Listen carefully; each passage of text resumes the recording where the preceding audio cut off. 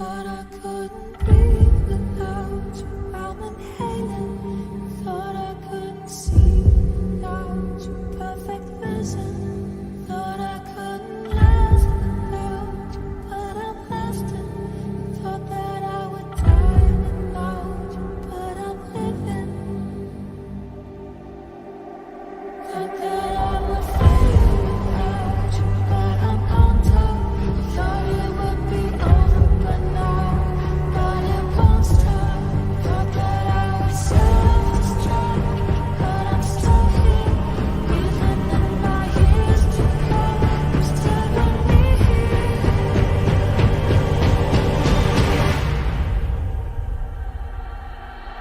I'm a survivor.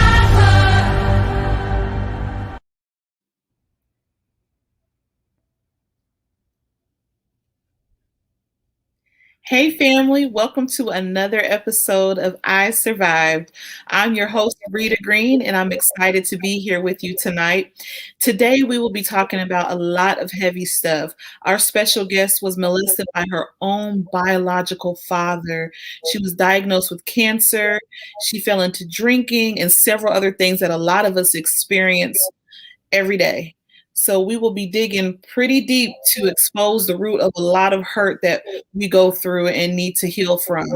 So let's show her some support and chat it up real good in the comments by typing welcome as our special guest, LaRonda Darty, tells the story of how she survived the plot against her.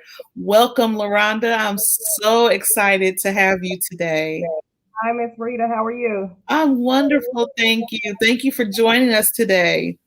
Thank you for having me. You have a powerful story and I'm ready. I've been thinking about it, praying for you because this is going to be a pretty powerful show with your testimony and the things that you've been through. So I want everybody to really be able to walk away with how to heal because you've been through some stuff that most people wouldn't be able to survive. One of the things that you've been through, and you've been through multiple things. So I'm ready and excited to hear what you have to share with us today.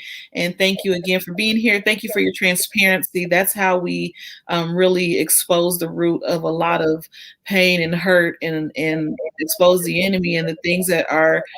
Okay, I see all the welcomes. There, everybody's welcoming you. We got your back. We're supporting you.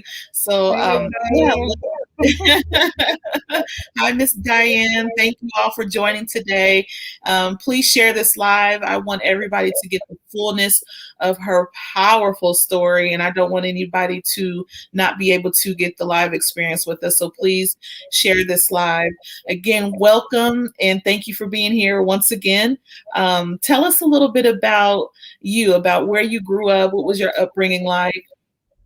Well, my name is LaRonda Darty, and my maiden name is Gray. So I go by LaRonda Gray Darty on Facebook. Most of the people that know me there.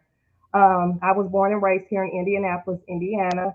Have done some traveling, but never lived outside of the state. I grew up on the east side, on the far east side. I am an Amber Woods baby, so I grew up in Amber Woods, and so let's see, I typically was on the east side for, and please forgive me because I am so nervous, you all. So those Don't be that nervous. listen We got you. We got you. We're supporting and praying for you. No need to be nervous. those that intercede, pray with me as I Yes. share. But so yes, I was born and raised. My father was in the military. My mom stayed at home for the most part, but she was a working woman. I have a biological sister, and I am a mother, a wife. Me and my husband will be married 17 years in December. We have Wow. three children biologically together, and then I have a daughter, which is his stepdaughter, and then I have one grandson. Oh, So yeah, and I am a survivor of the abortion, and also I miscarried a child, so I do claim those children as well. yeah. Yeah, so Yeah. and let me see, I'm a hairstylist, 25, 26 years in the game. Of course, Okay. COVID kind of put me down a little bit. Yeah. And then now I'm currently a paparazzi consultant. And so that's pretty I much who I love am. paparazzi. I wear paparazzi every show. These are Yes. Pop's earrings, and this is a paparazzi necklace. I ordered from Christina Green and Jennifer Thomas. I order from them all the time, so I need to check out your show too. So I love it. Yes. Too. Yeah. And it's funny you mentioned Christina Green because aside from my spiritual mom and my cousin, Christina Green was kind of one of the ones that pushed me into making the decision to go ahead and do it. I wanted to. I had been saying I wanted to, and she encouraged me. I would watch her, and I would see her have fun doing it, and so it was one of my encouraging parts of joining the paparazzi brand. That is beautiful. Christina is just an amazing person, and she is a breath of fresh air. I watch her show. I literally try to be on every episode because there's always something that I get from her show, whether it's just love or happiness. If you're having a bad day, she just knows how to do it. So I agree with you. She is so amazing. Yeah, she But is. congratulations on starting paparazzi. That's Thank you. exciting. It feels weird still, not Yeah, standing behind the chair, but right. it's a ride though. Absolutely. So you grew up here in Indy on the east side. Okay, representing the east side. So tell us, and you said your father was in the military. Yeah. Yep. My Okay. father was in the military. He was in the Army Reserve. He was one of his reporting locations was where I'm at now in Lawrence. So he would have to report to Fort Bend. So I remember, Fort Benjamin Harrison growing up. It's quite weird because where me and my husband chose our home is down the street where trauma took place. So it's weird how God Yeah. redirected me. But I say this was a place of restoration. Where I am now is a abs- place of restoration. Absolutely. That's beautiful. That is amazing though, how God will take you back to confront some of those things, and things that you just don't think you can really get through or get over, and it's like, oh, here I am back here again. So you have Hmm. to either face it, it'll either allow you to live or you die. But Absolutely. as a survivor, we know that you have lived, so that's Hmm. amazing. So let's talk about that trauma. What did you go through?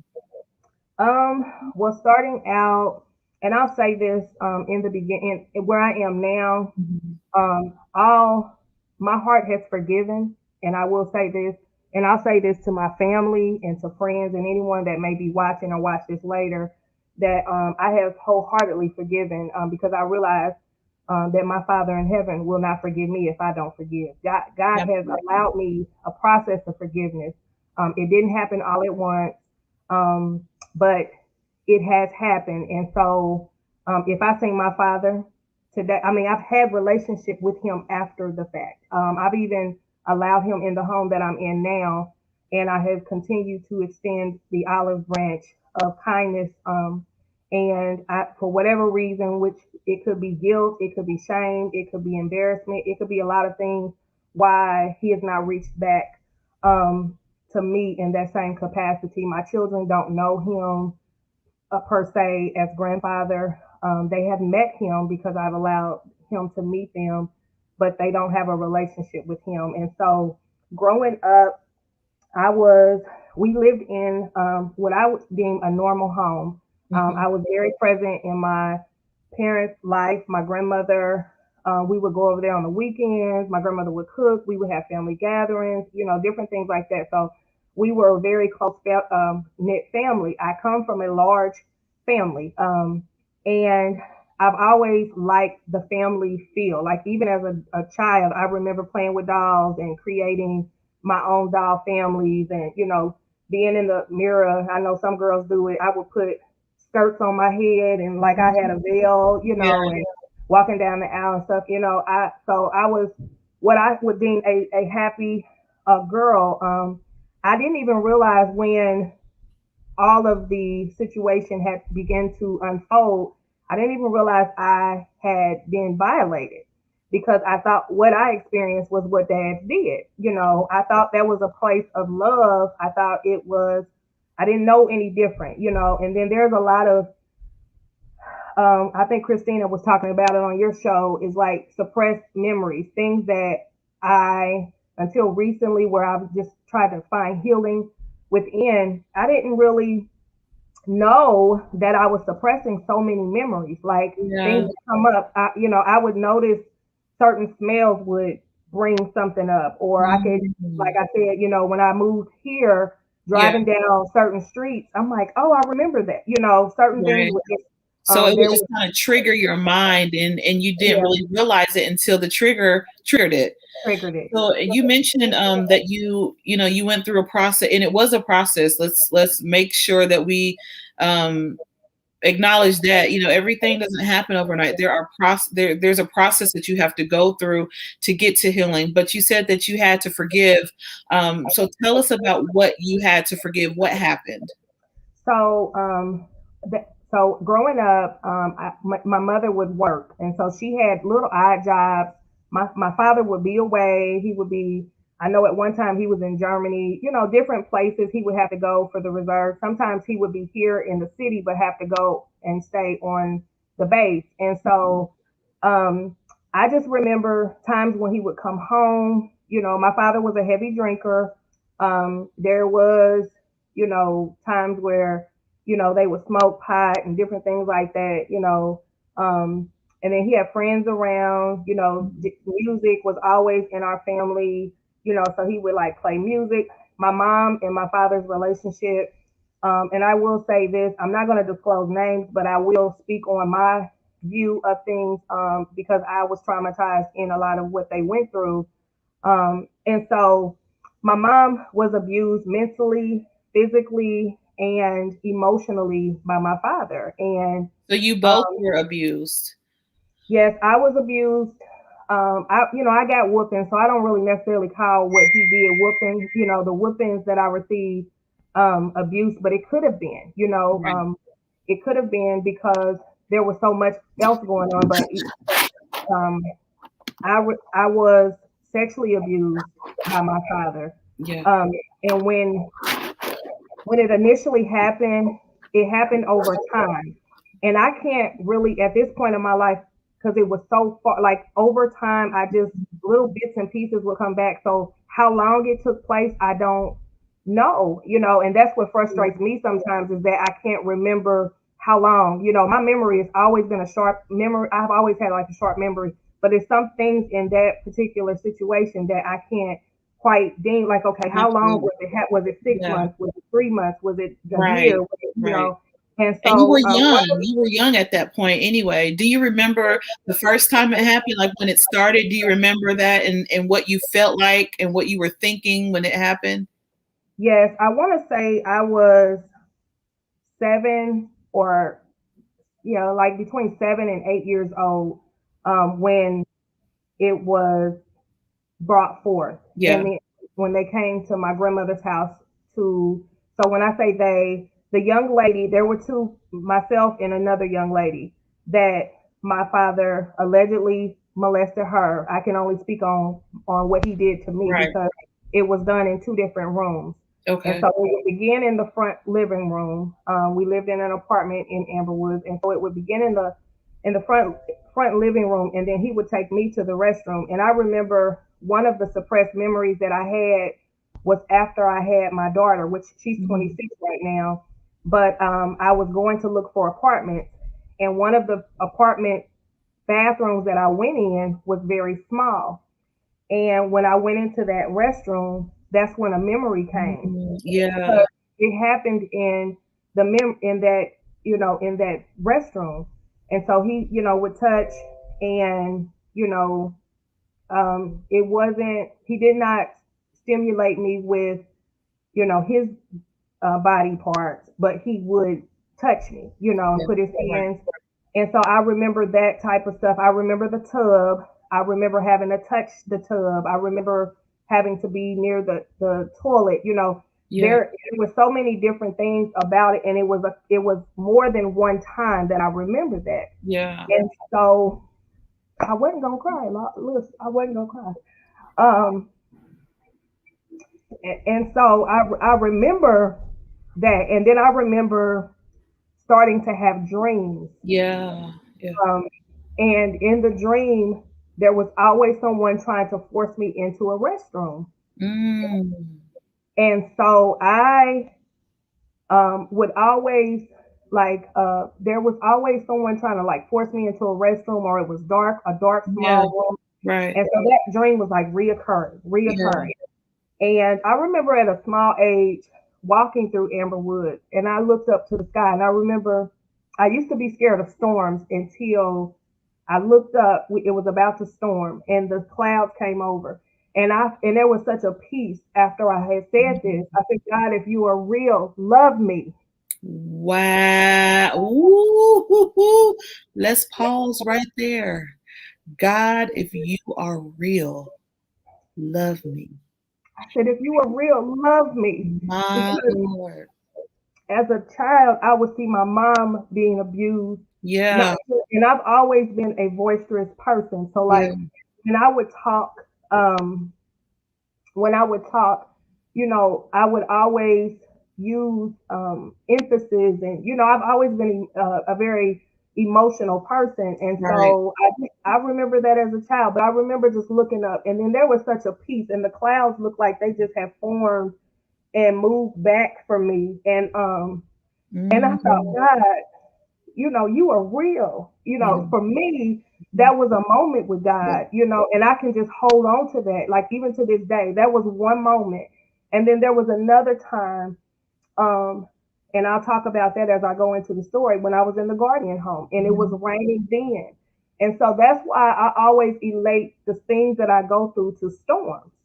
I bless God because the storms that He allowed me to go through, He allowed me to weather through them, but He always showed me a rainbow. Yeah. And so I say my life is full of challenges, but it's also full of color. It's been colorful because everything that I've experienced, I've learned from. I've Yeah. definitely learned from. But so the young lady that her mom worked for the state, and she took in cases, and she used to do a lot of what you do, like take families, and Yeah. she would get attached to these children, and Yeah. it was just Hard. her and her daughter, and they lived in the same court that we lived in. And so my mom had a good relationship with her, so she would keep us from time to time, and then vice versa. My mom would Mhm. keep her child. And it happened to be a day when my mom was away. My mom had worked at a secondhand store, and it was near Mid Hopper. It wasn't far from where we lived. And so she was away, and it was like not too long after school. So that was another suppressed memory because after school, it would kind of happen then because he would have to do it in between those times because her mom would come get Yeah. her. Right. And whatever job she worked, I just remember the I remember 4:30. Yeah. I remember that like when I think about this telling this, it I could just remember 4:30, and it must have been something that was said quite a Right. bit, like Yeah. her mom was coming at 4:30, or Right. I just remember Right. 4:30. 4:30. Mhm. And so, but so in between the time we would get out of school and be at my home, that's when it would take place. Yeah. Mm. And so she would be in the living room and whatever would happen, and it was a strange feeling or presence Mhm. that would always take place after it was done. Yeah. And so she was quiet. She was a little older than I was. She was actually maybe 3 or 4 years older than I. Right. So Right. she told she told her mother after her mother started to learn the tendencies, and I guess apparently later on I found out her mom worked for the state, so she was taking like classes or Mm. like whatever they were trainings, and so she started to see some of the behavior in her daughter, and so she started questioning her daughter, and then her daughter told her, long story short, they came to my grandmother's house one Saturday, and that Saturday is when like life shifted for me. Um, because again, I didn't know Yeah. that what was happening to me, Right. um, that it was bad. Yeah. it wasn't really told to me that it was bad until I had to go through counseling as a child. Right. And I can tell you the house, it's on 38th Street where it used to happen because I remember having to pull up Yeah. at that place. And so we would go, they would give us a doll. They would walk us through what happened. It would be like little cloth dolls. I would have to touch them and point, and we would sit in circles and talk about our stories and have to share. And so I guess that's where some of the transparency came from in me, is because I was having to say it in those meetings, and it was like Right. little white and black girls. Little, there was a little white boy there. They would separate us, the girls and the boys. We would only come together when we would eat. And I just remember going through um, two counseling places. That was one, and then there was another on Meridian near Methodist Hospital. And so Yeah. I would talk, and they would ask us questions and stuff. And so that's when I realized. I remember sitting one day, and they were like, "You were hurt," Mm. and I didn't know, that I was hurt. I Yeah. didn't know that it was hurt. I thought it was love. What did you know? Like when you experienced it, what were did you feel uncomfortable? Did you feel natural? Like what did you, because you were so young, so you couldn't control how you felt, but what would go on through your mind?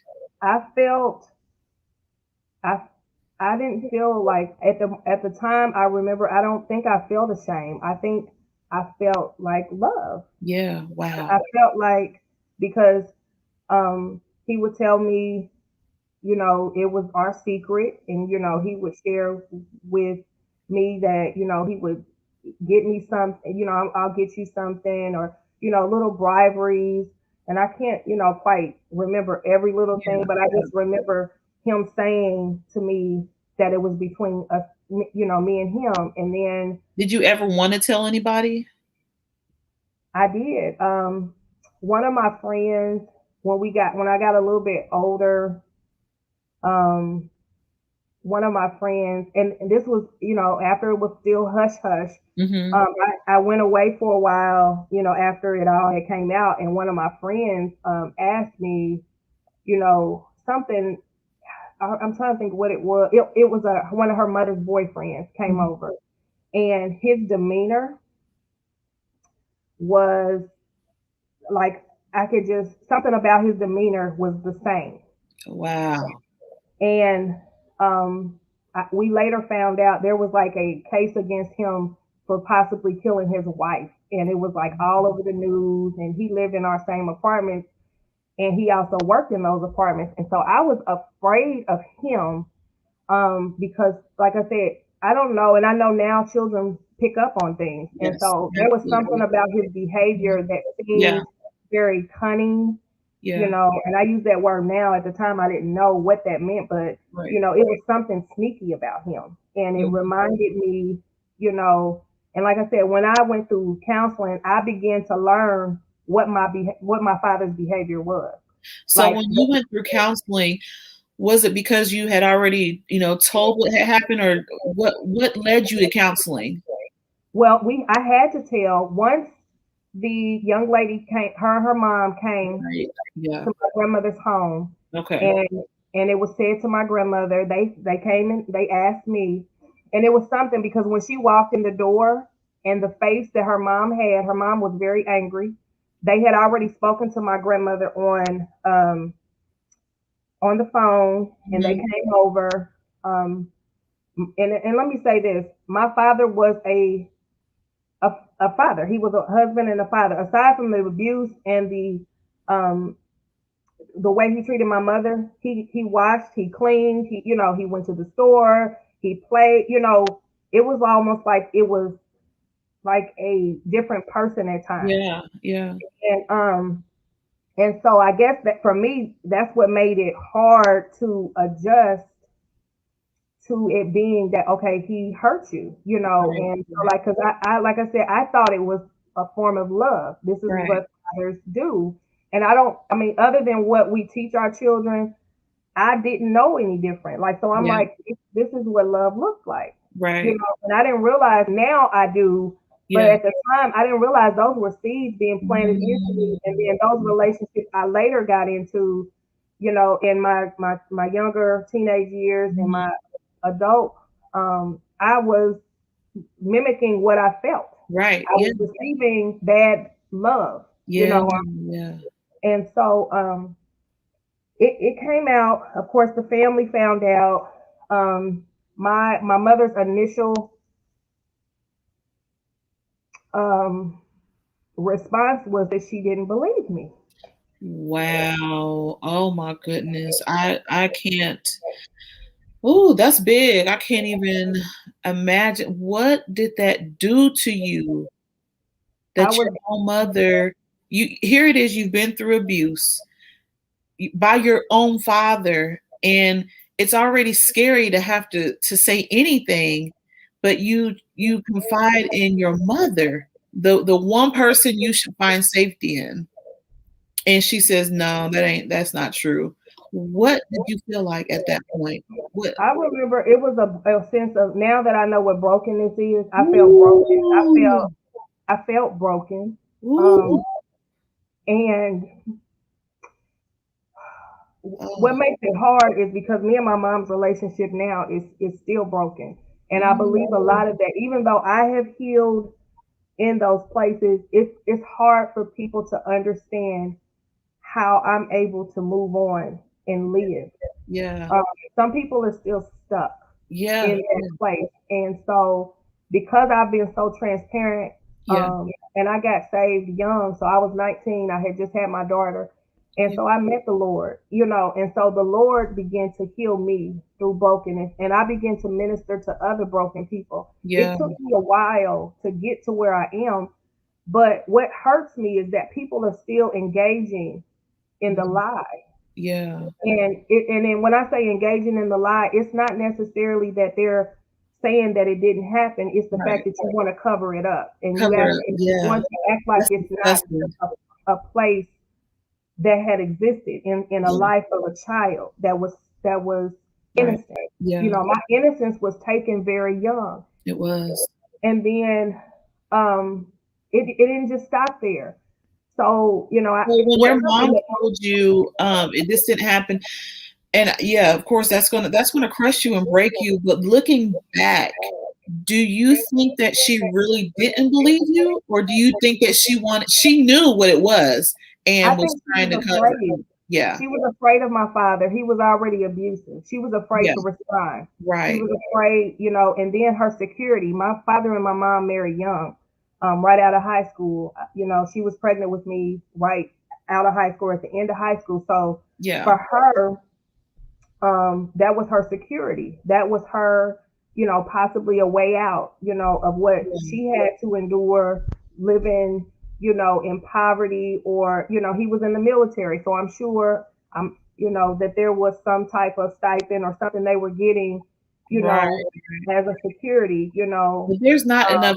I don't understand it because there's not enough money or security in this world for me to know that my child is being abused, and I would rather be homeless with my child than to stay. I don't understand that, but I get why she did. I just don't relate to it because at no point would I ever, and you're a mother, and I'm sure you can say the same thing. There's no way. He wouldn't be alive, honestly. and then it's the brokenness that was in her, because the Yeah. damage that the Ooh, damage that's that she had good. already experienced was there. Like the damage she had experienced, and I don't know, aside from what I seen, I can only, if he was Yeah, willing to abuse her before us and allow us yeah, to see the the abuse, there's brokenness. no, I don't know what could have happened behind closed doors, what he did, behind True. closed doors. So And that's important for people to know when you have a parent, because number one, parents are human, so we all make mistakes in raising our children. But an important thing to know is exactly what you just said, which was she was broken herself, he and was too.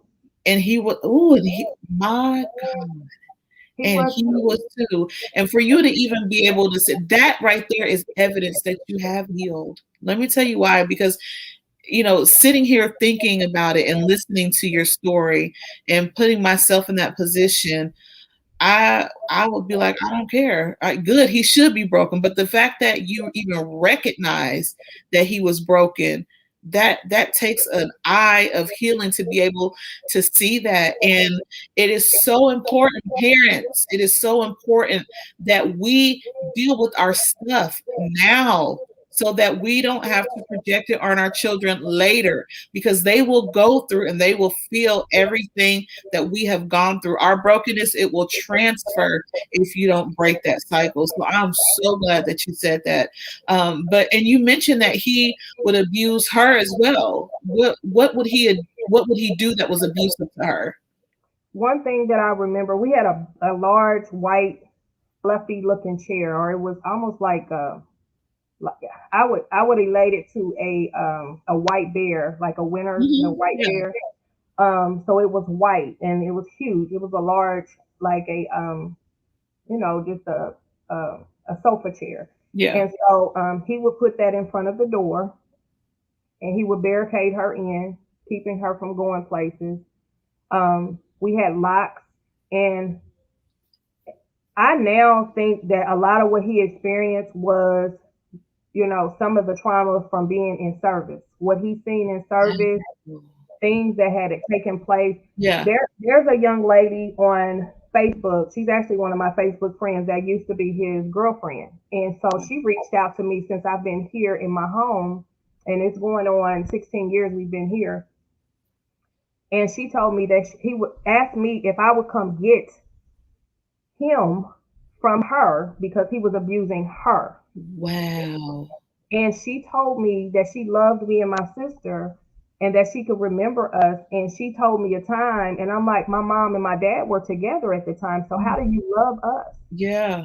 And I honestly cannot remember her to save my life. My sister said she may have remembered the lady later on, but I don't, remember her.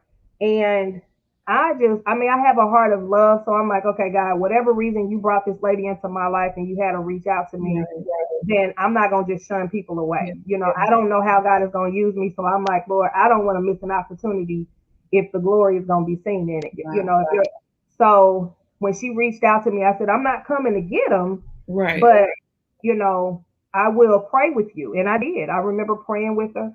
And like I said, my father and my relationship had been, it picked back up over time. Like as I began to forgive him, I could tolerate being around him and different things like that. When we got older, there When did were that times. when did that moment happen for you? When did you come to the point where, again, forgiveness is a process. So when did you come to the point where you could even be cordial? And before you answered that, was there ever a point where he was ever prosecuted? What happened to the girl who was also abused? Like what? we Go ahead. No, go ahead. That was it.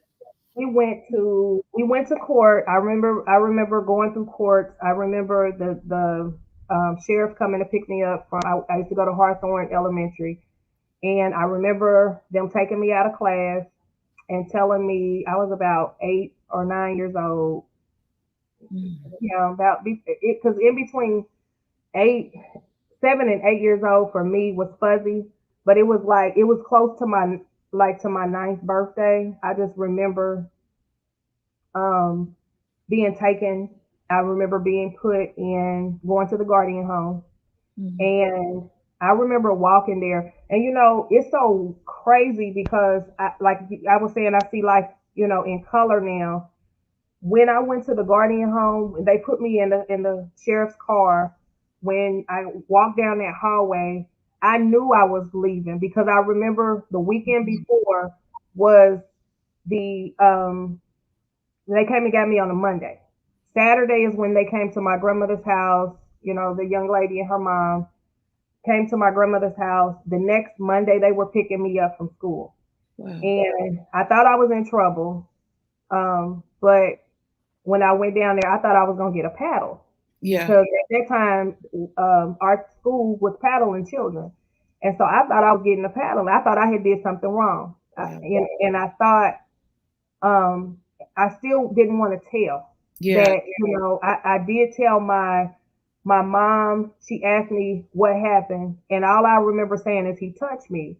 And she said, no, he didn't. And I remember that, you know, and I remember her kind of getting, irritated, that, and she was like, are you telling the truth? And I remember saying, I'm telling the truth. I'm telling the truth. And I remember when the sheriff came and he was standing in the principal's office. The principal had two doors. I remember walking in there and I seen the sheriff and I said, I'm in trouble. I Mm, thought the sheriff was coming to for arrest me. you. Yeah. And so when I get to the Guardian home, it's this big, huge brown building and it had these stairs. When I walked up on the walk up in there, they had to sign you in. You had to, we had, like, it was almost like prison. I had to strip down. At 9 years old? They had to weigh us. I remember going in the ladies, it was like a nurse. What They in had to weigh us. the We world? had to get our, yeah, I remember having to take my clothes off. I remember having to get on a scale. We had to get weighed in. They took me to another room, like an evaluation room. The lady came in and asked me questions. And then the next thing I know, I was going up to the room, which was a large room of beds. And that's where I lived, in that room. And we had two women that would care for us. They were our mothers for that Right. room. And there was like a little recreation room in there. And then there was like a little room that we would go in that had clothes. So we went in there and got the clothes that I was going to wear. We had to make our own beds. It was like a military to me. And you didn't know where you were going. They just came and got No, you. they came and got me. I got in the sheriff's car. I got to the That's so place. damaging to a child that, I mean, you don't even understand what's going on, and then you have to walk into that and live with that without answers, without, I mean, like, being able to even know what's going on. Where, was your mother during this time? I don't know where she was, because they came and got me in the middle of school. Wow. So And how long did you have to stay in the Guardian home? that's a part that it was a period of time. Like it took, like I remember leaving and having to go back. And I remember asking my grandmother later on, like, and she couldn't tell me how long, but it took me a while because when I finally was released, I was able to go back to my grandmother's home. So Right. my grandmother started taking care of me. And then at some point, I was back with my mother. And it was kind of one of those things where if the state wasn't involved, like once the case was closed or Mhm. it wasn't in the light, then you know how families just kind of go back to normal, like, Yeah. and that's kind of how it went. Like Yeah. everything kind of resumed. Okay. My mom and my dad didn't get together anymore, but then they still had a relationship, of course, when all of this happened. And Hmm. then when they did get back together, he was like she was seeing him, I guess, in between, and then he was abusive. So I remember me and my sister and my mom going to the battered women home in Hallville. Wow. So did he ever do jail time or anything? He didn't. I went and had an examination done because it had been time over time. There was no signs. There were signs that I was possibly penetrated, but are irritated in that area. But there was no exchange of anything from him because at that point it was too long of a Right. time. So That's so disgusting, and, for him to not even admit to it makes me so mad, like, and then you went through all of that stuff. That makes me so upset, but, I do know that all things work together for the good, and I know this is a part of what it takes to become who we are sometimes. I just think it's ridiculous that he didn't even serve, time in jail, but I do know that what he he has went to jail, but I don't think he served time. served. Like there was Yeah, nothing that could hold him for prosecute. right. Like he didn't get. I believe it did do something to his ability to serve in the military Good. because he no longer was reporting. Like I Right, don't know. I still to this day don't know why. right. if that was the reason why he was removed from military, or he um, I don't know. And I know we never received any type of military benefits. Me and my Mhm. sister, once we got in high school and different things like that, like we never received anything stating that his military um, privileges had been Right. there. So So how did you what happened when you actually reached out and had a conversation with him? um, initially, my daughter, I had my daughter, and I didn't want her to feel as if I kept her from someone, because she had a relationship with her dad, but I also wanted her to know her grandparents. So I Mhm. didn't ever want her to grow up later on. I watched Lifetime. So I'm like, I Yeah, don't want that to happen to me, where right. my daughter resents me because of something that happened with me. Yeah, definitely. And so I never really shared or disclosed that information to her. I think we had a conversation when she got a little older in high school, but I never went into great detail. She does know, that something happened to me, but as far as detail, I never went real deep as to say, Yeah. how it happened. And but I wanted them to have a relationship. So I reached out to him on her second birthday, and I Your daughter, asked you wanted him. your dad and your daughter to have a relationship. Okay. And did you ever feel any type of way because of what he did, to you? Did you ever you did? Yeah, Okay. I did. I felt it all the time. Like it would come and it would go. And I, at some point, I really thought I was losing my mind, because I'm Mhm. like, and I remember asking God, why did you make me like this? Because why am I able to forgive somebody? Right. So Wow. I struggled with forgiveness, because I'm like, how am I able to forgive somebody that hurt me? And it was Right. constantly. And so when I got with my daughter's father, me and him experienced a lot of trauma with each other, because he was abusive. He would put his hands on me and different things like that. And so with our relationship, it almost to me mimicked, like I would receive his angered love. Love, yeah. I would receive his angered love, and it was because it was pattern. Like I received it with my father, Mhm. and now here I am in a relationship with somebody. They say they love Mhm. me, and and then I used to ask, what makes you want to hit me? What is Yeah. on me that makes you want to hit me? Right. Why do you want to hurt me if you love me? And so me and him would go back and Did forth. he ever answer that? If he did, it wasn't an answer that Yeah. stuck, because it was an habitual thing. Like it began to happen so much. It happened so much that I think I experienced that more than I experienced what he probably would call love. Right. What was the worst situation that happened between you guys with the domestic violence? Um, well, I experienced a miscarriage, and so me and him got into a very bad altercation, and it was again in this restroom. I lived in a Wow. subsidized apartment, Yeah. and so we were in the restroom. We were fighting. There was something that he didn't want me to go. I think I was in beauty school, and he didn't want me to go to school. And he wanted me to choose to do something else, or it was just like he was always angry. And again, he was hurt. So of course, hurt people hurt people. Yeah. He constantly, would pick at little different things. He wanted to control me, one, and I was always a strong stand up type of woman, so I just didn't want, to fall into a place where my mom did, be in Yeah. control. Because my mother, the relationships she had, it was like she's always running from these Yeah. men that were hurting her. And so I was like, I'm not gonna do that. Well, I ended up there. I, Is that you that's know, something how we do mimic, what we see, what we've been shown, what we've been taught through actions. It's hard to break that cycle sometimes. yeah.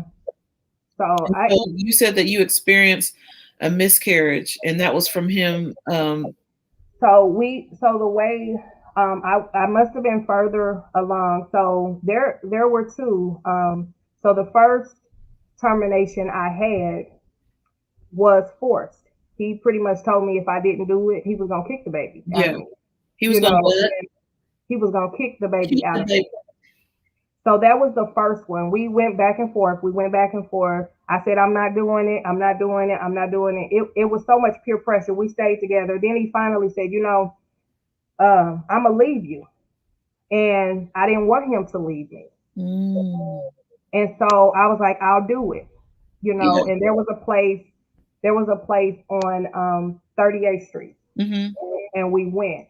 And I remember walking in there, and I remember seeing the signs outside. They were like, don't go in. They had babies on. I mean, it was just horrible. And I remember walking in there, I was crying.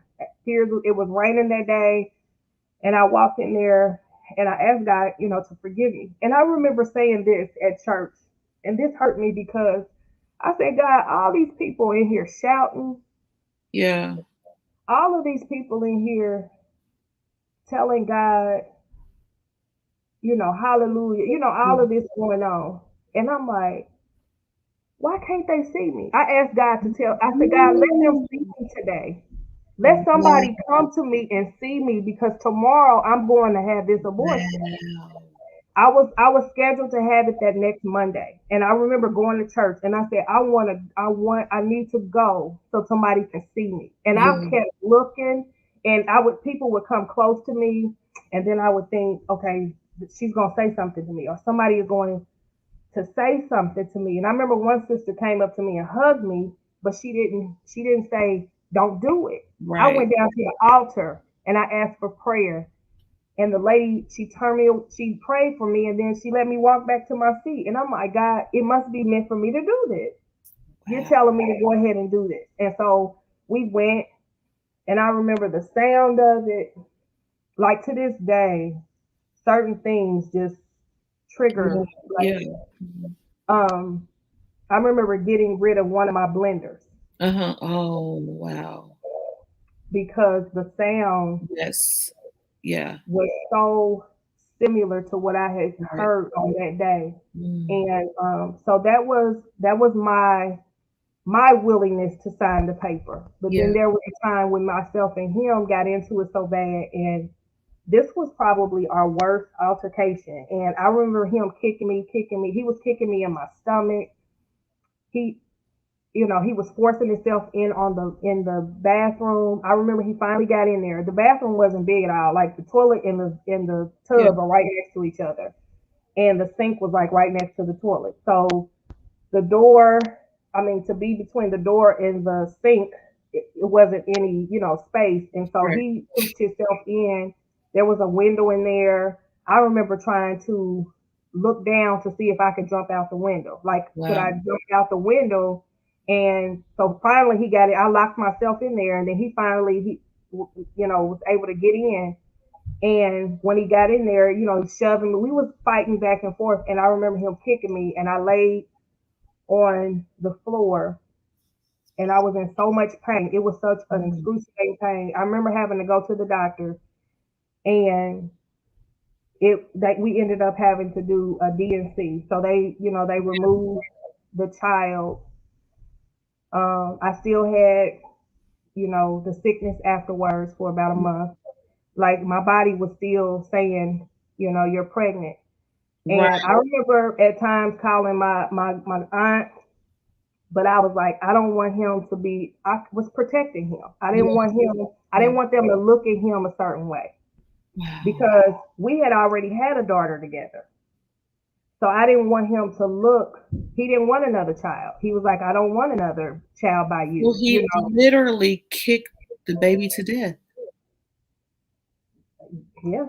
I mean, it didn't live past that. So, um, For the because this is what you have been through is not uncommon. So many women have gone through it. So many women, have had abortions. So many women in the church, yes, and it's on hush, which I hate because we can't be transparent in the church. But that's a whole other episode. But so many of us women have gone through similar things or the same exact thing. Um, So for those who are currently still in, abusive relationships, hopefully, they will see that it's just not the way to go. But can you speak to the what pain is so bad about being alone that you would be willing to endure that type of pain? Why is being alone so painful that you're willing to accept abuse of this magnitude? I was fatherless. Um, Wow. I was seeking a male that would love me again. Yes. Wow. So he was the first man Mhm. that loved me after I found out my father didn't. That So is so big. he Wow. was the first man that accepted me Yes. and told me I love you. And so for me, um, it was of course something mentally Yeah. damaging that was allowing me to perceive it as love after the abuse started. And it wasn't like he did that all the time. Like we would be over, different places, and it would just be if he didn't want me to say something, he would pinch me real hard. And I'd be sitting there and I would endure it because I didn't want one to be embarrassed Yeah. because I'm Right. this strong woman. Right. Right. You ain't, I was mouthy. Now I'm Yeah. not saying, I was mouthy, but it was like, I don't want to look like I'm taking you're taking this and you're staying, it was embarrassing. And so we would have um, several run-ins with one another. I remember one particular day I wanted to graduate from beauty school, and he didn't want me to go. But that day I was like, I'm determined. I ran downstairs and got a knife, and I was like, if you. Yeah. Uh-huh. Even And try. so I stuck him. Yeah. And he began to bleed, and it was blood like all on the wall. Mhm. Like, and I remember he was mad at me because I left. I was like, I'm graduating. It was time for Right. me. It was my test out, one of my test days, and I was like, I'm graduating because it took me getting on the bus, with my daughter, um, going from one side of town to the next. Sometimes having to stand in the rain, working at the same. I was working two jobs and going to beauty school. And I was like, I'm determined to finish. I'm Wow. determined to finish. You're not going to stop me from something. And I felt like that was my way out. I felt Wow. like that was something that was going to get me from having to depend on him and be secure in, because that's what I was taught that, he's going to provide you with security. And it wasn't that Mhm. my grandmother didn't teach me that because she was very independent. It was my Yeah. mother. So Yeah. even though I fought so hard not to be like her, in some areas, I fell into those areas. Yeah. Yeah. And it was hard for me to even phantom that because I'm like, I know what I've been through. So why am Mm. I that I felt like I was weak Mm. if I stayed, in something like that. So I was like, okay, I'm determined and this is gonna be my out. And Yeah. so um but I still stuck with him. I stayed. It took God telling me one time, my daughter was about 2 or 3 years old, and it took me I went to Georgia to visit my aunt. And on that trip, God spoke to me, and I was reading a T.D. Jakes book. And I remember reading that book, and I was like, when I get home, I'm going to change. And I asked God to I said, Mhm. change the way he looks in my eyes. Yeah. Yes. And when I got back home, I could not even describe how, but he didn't look like he did before. He looked like a brother. Like, how dare I touch him? Like, I'm not gonna touch him. That's Yeah. my brother. Like, it was a certain look about him that Yeah. I didn't desire it anymore. And Mm. I felt as God was removing that Yeah. desire. Absolutely. He was removing that desire from me, and it took a lot because I would cry. I would tell him to leave, and then I would take him back. I would tell him Yeah. to leave, I would Mhm. take him back. It was a constant, and it was was like what I seen with my mother, Yeah. you know. And so it got to a point with my mom, that we ended up having, like I said, we went to a guardian home, and so she was under protective care by the police because she had a restraining order. You know, there had been threats on her life, and we went into that particular place. And I remember my father showing up one time. He found out, I don't know how, but I remember the lady at the door telling him she's not here. And I don't know if it, because other women could go outside, we Yeah. could go outside, Uh-huh. but we could go like to the store and different Right. places, go Right. walk in. And I don't know if he's seen her, but I remember him coming to the door, and I remember them saying, she's not here. And then I remember not too long after that, we ended up leaving. So I don't know if they put us out or, what the situation was. But I remember not shortly after that, Uh-huh. we were having to leave. And, that's just one section of my life. Like I can't even, and I was telling you that, when we spoke, is that my life is so layered with trauma. Yeah. I don't even know how. Well, I know now because I know the Lord, but I didn't know how I was this strong. Like, oh my God, how Yeah. can a person be this strong, having to endure so much? And then I would ask God up until even last year. I remember I was seeing a counselor last year, and because of COVID, we would have to do sessions over the phone, but she would have me do homework. And like I didn't know how to cry. Mm. Like I have been experienced so much Yeah. um, throughout the years, losing loved ones and Yeah. That you being became close to numb to people. it. Yeah, it was just Yeah. so many different Yeah. things that layered upon layered upon layer. And even when I had found out that I was diagnosed with cancer in 2019, and I said, God, do you hate me? And so one of my assignments, she said, do you think God loves you? Mm. And I was like, she said, do you think he hates you? And I was like, I don't know. And it Yeah. took me a while to search it. And I remember this, I was in my restroom, and I came out and I was going into my bedroom. And when I came out, I heard God say, I love you. And she asked me to give a definition of love. Mm. And he took me through my life. Wow. Woo, that's heavy. He took me through my life, and he said, I Ooh. love you because, and he began to show me snapshots Mm. of every time he took me through a storm and brought me out. And Wow. he showed me, when my mom was being held at gunpoint by a boyfriend. He showed me Mm. when my father, one of his friends, turned a rifle that was loaded on my father. He showed me accidents. We had an accident when I was a young girl, Mm. and when I was older, I had two accidents. One almost took me out. Wow. And then he showed me the molestation. He Yeah. showed me where women would lose their minds, Yes. young girls would lose their minds behind rape, Yeah. and I didn't even share it's something that triggered it. My one of my cousins was in a situation yesterday, and I shared it on my Facebook page where her and tell me if you need me to stop because it might be have to be a part two, part three. I don't know. It's 8 o'clock.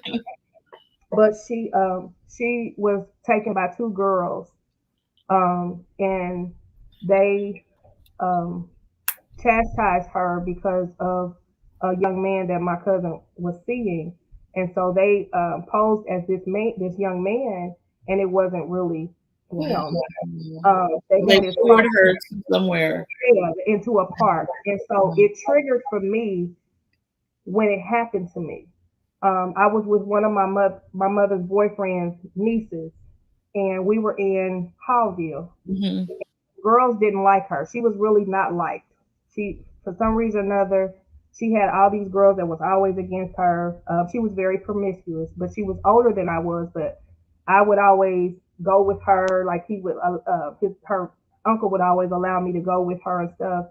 And so we were together, and these girls was out to get her and wanted to jump her or whatever. Well, because I was with her, they held us like that. They coerced her somewhere, and I remember us being like at this house, and they had me in one room, they had her in another room, and then there was a guy there, and the young guy came into the room on me, Mm. and he forced himself on me, but he didn't. He just was like rubbing his body, and I was a younger girl, and I remember just being with her. She couldn't Yeah. protect me because she was in another room Yeah. with these girls and this guy, and they was confronting one another. I mean, this all of this stuff was going on. They was drinkers. They was into smoking pot, and it was just all this stuff going on. And I just remember having to be in environments like that. Yeah. Yeah. Um, and over time, God was just showing me snapshots of places that I had been that He rescued me out of. You know, and then I'll say this because I didn't know until recently why I had still had some resentment Yeah. um, towards my mother is Right. because when we got a little bit older, we were allowed to go back around my father. Well, the the situation was never addressed totally. It was swept under a rug. Right. Yeah. So I felt already like you didn't protect me. Yes. And then I thought, you didn't protect me again because you allowed me to go back. Yeah.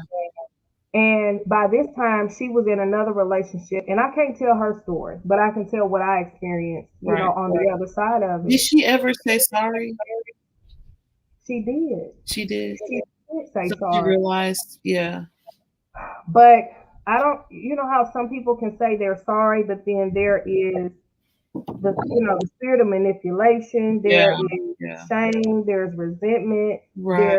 Right. there's a lot of stuff because, and that's what I was saying in the beginning. When I moved on and I was able to forgive, Yeah. I began to see the restoration power of God over my life. People say all the time, that the favor of God just like I had one friend, she always say, God just throws stuff at you, and it's not. I believe that when I begin to process myself through forgiveness. And I begin to say, God, in spite of, because I begin to see the brokenness of people and not the sin that they had done to me. Yeah. And so I begin to ask God to show me people for who you see them as. Wow. Whoa, And that's big. when he began to show me that, and see, this is the thing. When I began to, and some people play, I heard Christina say this. Some people play church. I didn't. When I would fast, I would like, God, break off of Yeah. me the chains that are holding me. Like I wasn't Yeah. praying for cars and houses. I wasn't praying for none of that because I came from hard times, so I knew how to live in them hard times Yeah. and make it work. Right. Right. I used to have one friend tell me, I lived in the project, and she was like, you got your house like you live in Beverly Hills somewhere because this is, and I felt like wherever I was going to be happy there and be who I was there. So I Yeah. would do what I had, I made it work. And so when I came to live where I am now, some people didn't even know I was here and living like I live because I Yeah. don't show that. I didn't act any different than I did when I was in the project. Right. Um, Right. and so, over time, I just allowed myself to get free, from things that was holding me. So when I went to God in prayer and I fasted, I'm like, break this off of me. Right. You Right. know, God, break this off. I don't want to remember that like this. Right. I don't want Right. to hate somebody because of Right. this happening to me. I don't want to, and that's when my son, um, my youngest, my oldest son was younger. He was probably about the age of Miracle. Miracle's 11 months now, so he was probably maybe a little bit older than Miracle. But I offered my father a chance to get to know my children, Mhm. my oldest two. Yeah. And I brought him to my home. I fixed him lunch. I had received his family into my home one time for Easter. Um, so we could bond and just I wanted my children to know what I didn't know. Yeah. And Why? What made you want, because you knew he had a side that was, I know you said that he was still normal on some days, and some days he was a monster. Some days he cleaned and worked. And so knowing that he was, this monster in a sense, what made you want your children to have a relationship? Was it the brokenness or the emptiness that you felt from not having a father? Yeah. yeah, I think it was more so that I was empty. Yeah. And so I was, how parents, that was just another way that a Mhm. parent could live through their children. Yeah. I know what was interesting Mhm. for me. I remember, and I was saying this earlier, when I was 14, my mother's father passed away. I think about 14, maybe 13 or 14 years old. Yeah. And Rita, I cried like I knew that man, but I didn't. Wow. And I later found out that he had abused my grandmother and that Mm. he was verbally abusive. He was a mean person, she said, and Wow. then um he lived an alternative lifestyle and brought it in on her family. And so that's what made her separate. My grandmother had 15 children and then 13 was living. Wow. She had 13 that lived. Yeah. And so she did all she could until that last child was of age. And then she finally left after, she took all of what she could take. But I believe because I knew something, I didn't know all of the details, Yeah. but I Yeah. was like, I want to break this. And because and this happens probably in church a lot, is that, because we don't know, but I knew God was a restorer.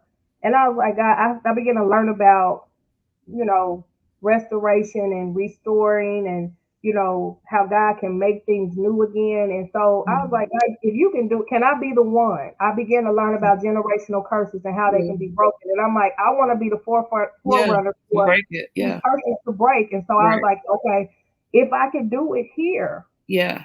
can I, and so I began to ask God, okay, let me be the one, Yeah. you know, and I believe that comes from me wanting to be a fixer, you Mhm. know, and Yeah. fix stuff all the time, you know. And so I think I was willing to take the hit, you What know. after you've been through so much, what makes you still trust God? Whew, because of, I would say because of what he did not allow to happen. Ooh-wee. Wow. That's Um, good. I could have ended up with Wow. STDs. Yeah. I remember being at this house party, and see, I didn't share this, but it was a like a sleepover. Yeah. And back in the day, they would have these dares, like the first girl to go to sleep, the first person to go to sleep, this is gonna happen. They're gonna put ketchup on you, mustard on your face, Yeah. Yeah. Um, this had happened. These guys had got in. It was a group of guys, and we lived in, a kind of a rough neighborhood, but they had like what they called, um, the red and the blue, and Oh, yeah, the games. yeah. And so, um, the guys, it was like a whole bunch of guys, and they came in and they ambushed the parents of the girl whose home we was in, went to the club, or she wasn't doing what she was supposed to. She kept us that night or allowed us to come over and sleep over, but then they left, and they was only going to be gone for a few hours. But in those few hours, something broke loose. These guys got in, ambushed the house, and they came in on the girls. Yeah. Well, it was so much chaos going on. It was fighting. It was just so much. And some of us were still asleep. There Yeah. was a few of us girls that were violated. And Wow. I don't share this with too many people, but I feel led to, but I was violated. One of the young men came in, and there was a broom. He took a broomstick and tried to force it into my vaginal area. Yeah. Yeah. And so it it it all came out. There was another young lady that, talked about it. Was like three of us that it happened to. And our parents were close. These, the parents of the young lady whose house we sat on. My mom was close to that parent, and so they fell out because we ended up having to talk about it. Share, the police was involved. Um, And how old were you when this happened? we were, oh well, I can't. I don't even quite. I want to say it was around the time I was put back into my mother's care. And so this So man took a broomstick it to was a your, young. These were all boys. These were kids. We were like, what in the world?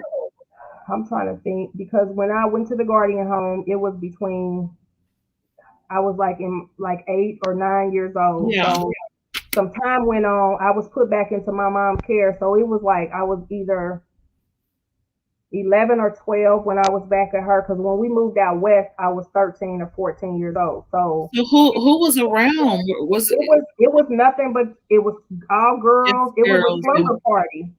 It was and a no slumber parents party. The parents were there, but then they left to go. They were out at the, they went out to the club, to the and they club? were only supposed to be Wow. gone for a short time. So, like things like that happen. Um, I think things like that to me happen because it's just brokenness on brokenness. It's Yeah. not, these children But don't. somebody should have been there to help you. And that's And a that's what lesson the for us parents. parents. My mom was upset about it. The Yeah. girl's mom was very popular in the neighborhood. It was just a lot that went on in Did that whole. anybody else know to come and help? Did you scream? Did you, Yeah, it was so much going on. Like the guys, how if okay, so all the girls are in there, and then all of a yeah. sudden these boys come in, or the young lady was at the door Yeah. talking to her guy friend, and then he had his buddies with him, and then I just remember somebody saying, "How did they get in?" And one of the parents was saying, "How did they get in?" And that was, she was at the door talking, and then his friends just rushed in and seeing that it was girl who's in there, girls are in there, and so they came in on us. And I remember, because I even remember shopping for the nightgown, Yeah. like the gown that we was, because Right. it was a big thing. We going to a slumber party, Right. and it was innocent. So um, my life was starting to get back to normal. I was starting to feel normal again Yeah. And then this happens. because there was so much hurt and Yeah. trauma. But then again, it was one of those situations that was covered up, so we didn't talk about it. It was one of those, this what's in our family stays in our family. So it wasn't hard to get back into a place of what would be, normal because I didn't have any other choice. It was something we're not gonna talk about. If why? Because I said so. We're Right. not gonna talk about it. So, the sense of normalcy that I wanted and needed, Yeah. was in bonding with friends and, Right. being able to go because my mom at one point didn't want me to go. And I remember Yeah. begging her to go. Wow. Wow. And you've experienced a lot of loss. I know we talked briefly about it, but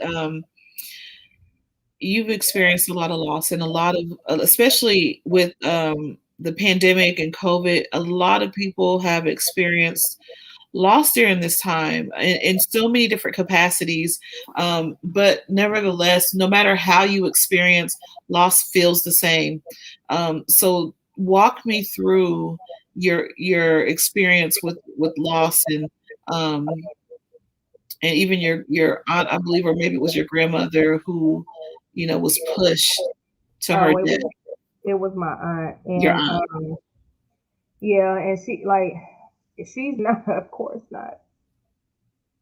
Mm, not here to, defend what yeah, happened. right. Back, when I lived in Amberwood, her children lived with their grandparents, and they lived on the other end of where we lived. And so for me, that was like one of my first losses. Yeah. That was one of my first, other than me losing what I felt like my father, because I Right. remember telling myself, he's dead, so that I can get over not being Yeah. able to Right. see. Yeah. Um, and so for me, that was my first physical loss, like someone being removed from my life that I really cared about. Mm. And my mom was close to her too. So of course, me being in the home with my mother, I felt Right. Yes. Yeah. so. And being, I've always been a person that, as you could tell, that can paint a story, or you can see the, how people, you can read a book and then the pages of the book come alive. And Yeah. so I've Yeah. always been able to share it in that capacity where you could actually see. And so for me, that's the same way I seen things. Yeah. So when I heard conversations, because I was a little nosy child, they would tell me, Mhm. get out the room, you're not grown, go where, Right. grown folks' business. And for me, I would be in the midst, like somewhere listening. And I remember them telling my grandmother what happened. And I stayed with my grandmother at the time. My aunt is about 10 or 11 years older than I. So she was there. And I remember them giving details of what was going on with her. And Yeah. so they went to the hospital. I didn't go and my aunt didn't go, but they gave details and they were like she was not um, her Recognize. stuff was not recognizable. Wow. And so they said she was pushed 76 feet off of the building. And she was, of course, her legs, the cavities of her leg, everything was like crushed. She had crushed her, her the inside of her stomach, like everything in her chest cavity. Her brain had some bleeding on it. She was swell. There was just a lot of things going on. And my cousin, she would have to come on so she could share her part of it because Yeah. it was her mother. It's her mother. And Um, so she was somebody just pushed her. Did they walk her, to the, we ledge or don't whatever it we was? don't even know. She had in her apartments there was like an over. You know how some you see movies where they can look over their apartments or go up on Yeah. the top, and Right. so Like a that's terrace. kind of like her Yeah. apartment was, because I remember her taking us up there sometimes. And we would go to visit her. She didn't have custody of her children. She had some mental issues, and so my grandmother wasn't able to take them. So their grandmother on their father's side took them, and we were visiting a week. No, I'm not even gonna say a week. About a month before she was pushed, because it had been some time. Because it was a few weeks, I'll say, after Christmas, because we were playing with Christmas gifts, and I had this recorder, and we was recording ourselves singing, and and so it was me, my sister, and then the Yeah. two her two children, and she was taking a nap. She lived in a studio apartment. And so we were over by the window and we were recording. And then all of a sudden we heard like some rustling at the door. And next thing we know, somebody forced their way in. They like kicked the door in. And we start screaming. Her mother woke up. Their mother woke up. And the lady that came in with the man was trying to keep us from screaming and hollering and stuff. And then Wow. he pulled her up out of her sleep and was beating on her. We couldn't. I don't remember seeing his face. I just remember seeing the back of him. The lady's face is what we seen the most of, and she tried to get us to stay, and we ran. I remember us running, Yeah. all four of us running through the apartments, and we was like, "Help!" And we got downstairs. It was a lot of mentally um, um, ill people there. Like it was people that had disabilities, people with mental illnesses. You could see people like sitting in their Yeah. wheelchair playing with their hands all day So they long, or really you couldn't could come tell to your rescue. it was Yeah. so it was people there that were in their right mind, but it was a lot of people there that had issues. You could tell. But I remember the way that the apartments was set up. It was a really high building, and we was running. It was like apartments, but the doors were real. like heavy walls. It was a real industrial type building, So were there and adults in there too, or it was just, there was a lot of adults but there was an area when I you mean, first in the came into apartment? inside of my aunt's apartment. Yeah, yeah. No, it was just her It was just her. Oh, her and the kid and you guys, and the us. kids. Yeah. Wow. So wow. So nobody really. Oh my gosh. So this No, man I just comes remember in. us running, and the hallways seemed like they were so long. And I don't know if you remember, there's a split that happens when you get downtown off of College, and then it used to be two buildings that would connect, and they had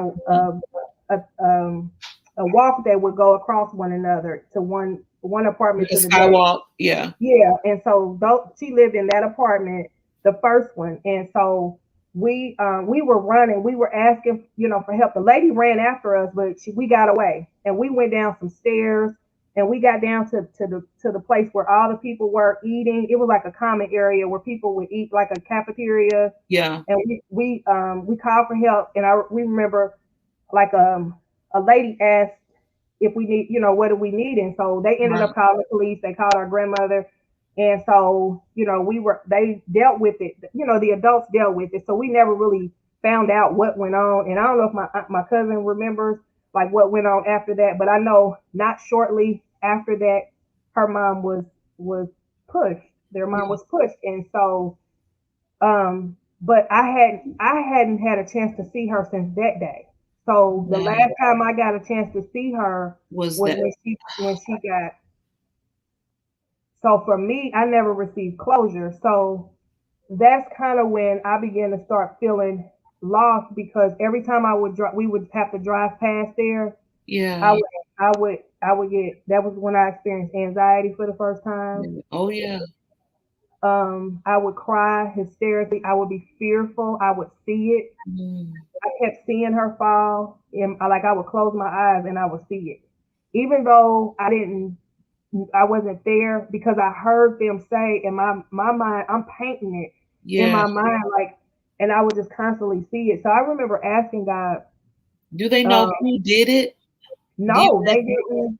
They didn't. They had a guy, and apparently whatever had happened to him didn't stick, and then something ended up happening to him in prison. Wow. I, so he didn't even live. It was either him or the guy that was going to be the witness didn't live to tell what was the story. And so I believe they took some different people into custody, but Yeah. they didn't have enough information, or she wasn't um, able to, talk. And I remember them saying that they came in and tried to ask her questions and stuff, but she was not able to talk above a whisper. And um, yeah, Oh my gosh. but that's the last time that I seen my aunt. So for me, and that was one of my first. That was one of my first, like, besides my aunt that's 10 years, 11 years older than I. That for me, that was like my next, like, me and her related. I don't Yeah. know what it was about her. Me and her relate. She was close to my mom. Her and my mom have birthdays in January, and our family would always joke because they at one point traded birthdays. So they would always say, like, we don't know whose birthday is whose, like, because they Right. traded. So we don't know, never know if they traded back. So my grandmother would always call me and say, "Is it your mom's birthday or is it Kim's?" Right. But God rest her soul. She was a sweet person. She was a special person. And I hate that my cousin. I'm so proud of my cousin, um, because she has the name of um, our paparazzi team is called Team Perseverance, Mm. and she named it. And so I'm one of her downlines, and so Yeah. when I think about that name, it has so many more meanings than just, Yeah. paparazzi. But I Right. look at what she had to endure, and she would probably be a person to have on here to talk about her story, because it is phenomenal as well. Yeah. but because she's actually the one that had to endure without a mother. And sometimes this is why I feel so bad because I want a relationship with my mom, Yeah. but it's so toxic right now that Right. I went through postpartum depression last year, and I wanted to take my life. Yeah. But let me tell you, I sat up and watched paparazzi, Hmm. and I got into a susu. I didn't have the money. Me and my husband had not worked since 2019 December, and I was like, I'm gonna get some money together, and I'm gonna join paparazzi. And so Wow. I watched Christina Green. I would Mm. watch my cousin Michelle. I would watch um my spiritual mom. I would watch Libby Bonner. I would watch all of these women, and I'm like, if they can do it, I can do it. You Yeah. know, I had to find myself again because during the pregnancy, the COVID, my husband broke his leg 3 months into me finding out I was pregnant. Wow. So I had to help him. Right after um, he started to begin to walk on a walker again, we went into COVID. I was like, God, cannot breathe because I had just Yeah. came Yeah. from, I hadn't even had my evaluation for cancer yet. Like it was time for me to go back and get under the machine for them to look, take my blood, take me through all of this so I can see, and I'm like, I know it's not coming back because I didn't claim it, and I'm like, I believe God restored me when he did. I remember when they took the tumor out, I remember God saying, it's gone. And so I trusted that it was gone and it wasn't going to come back. But, the fear the doctors Yeah. put on you is so crazy. So when I would go in there and they ask you all these preliminary questions, and so Yeah. I'm like, okay, and so when I got pregnant, I thought it was something going on, Right. and it happened to be that I was pregnant. And this for me was something else because I don't know if you know who Sarah Barbora is. Oh She yeah. was Oh, she's a powerful something. I love Pastor Babor. Ooh.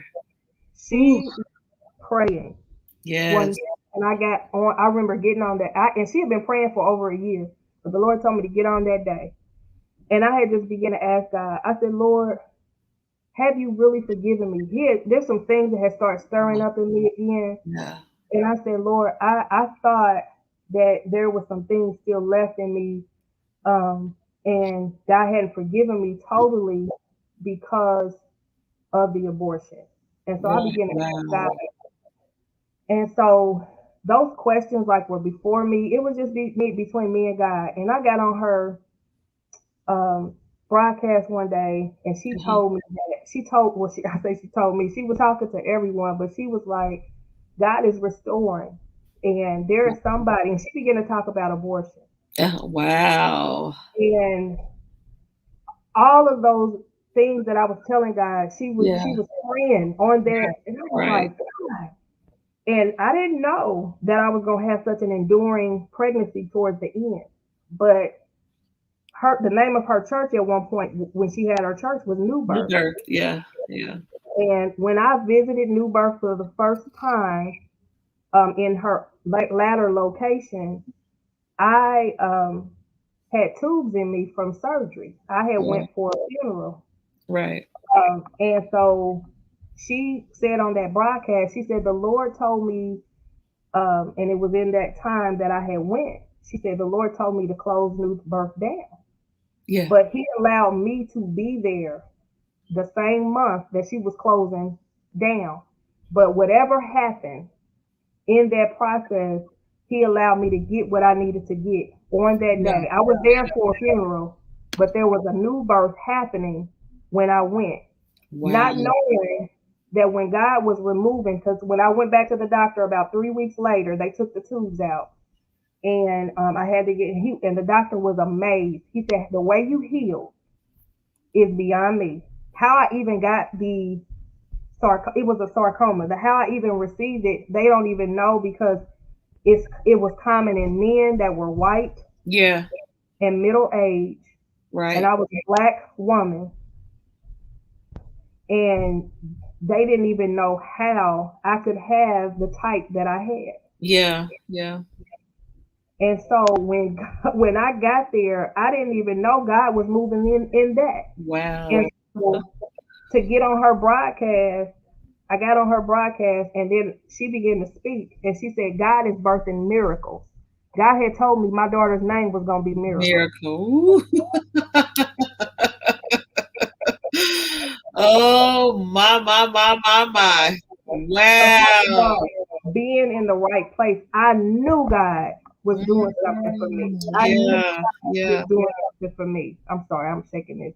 I knew God was doing something for me. So yeah. it began to a lot of what I experienced, and I didn't because I didn't say this when I um, found out that I was pregnant. Mhm.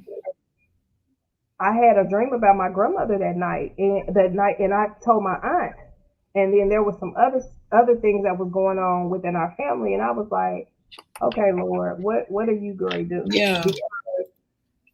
I had a dream about my grandmother was trying to tell me something. Oh, Christina gone. I mean, Rita gone. The call get Rita and Christina mixed up.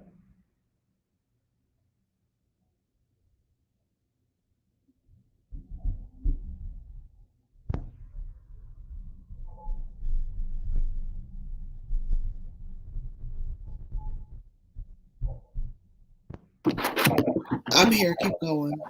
Okay. And I called you Christina. I said I get Rita Green and Christina Green mixed up. But yeah, so I didn't even know what she was saying to me. I just knew she was trying to say something to me. And then all of a sudden, when um, I got home, I was waiting on the doctors to give me blood work, and it was blood work from them giving me my evaluation for the post surgery. It was almost a year, and so I had to go to the cancer center the following month, and that's when I found out, that I was pregnant, and so I thought that I was having issues based on something coming back because they kept telling me there was odds of it coming back, and so of Yeah. course I'm trusting God that it's not gonna come back. Right, right. It's not gonna come back. But of course, the doctors are saying what they're saying on their end, and so I was like, something's going on there. I just don't know what's going on, and it ended up being that it was miracle. So when I got on to Pastor Bovor's on to her morning service, and she was saying that God was restoring, and she said there is a woman, and she said there's a woman. There may be even several women on here that have had terminations of children, and God said He is restoring. He forgives you, daughter. And Wow. I remember sitting in my front living room, and I was crying Mm. because I remember doing my baby shower, Yeah. and I did it on my live. I had set up a group to reveal my gifts, and I did a drive-by baby shower, and then I did a gift reveal. I did the background and everything, and I did all the opening of the gifts. But at the end of it, the Lord led differently, and He began to have me minister about women that had had abortions and termination. Wow. And Wow. so He had brought it back up. So that was a few days before I had Miracle, and then after I had Miracle, she was talking, or no, it was I was at the end of my pregnancy. That it was like the maybe a couple days before I was supposed to Uh-huh. go in, and she was talking about being pregnant and with purpose, and God was going to restore. And some of us was pregnant with a miracle, and I was like, oh my God, like if I You could can't get find any that, more clear than that.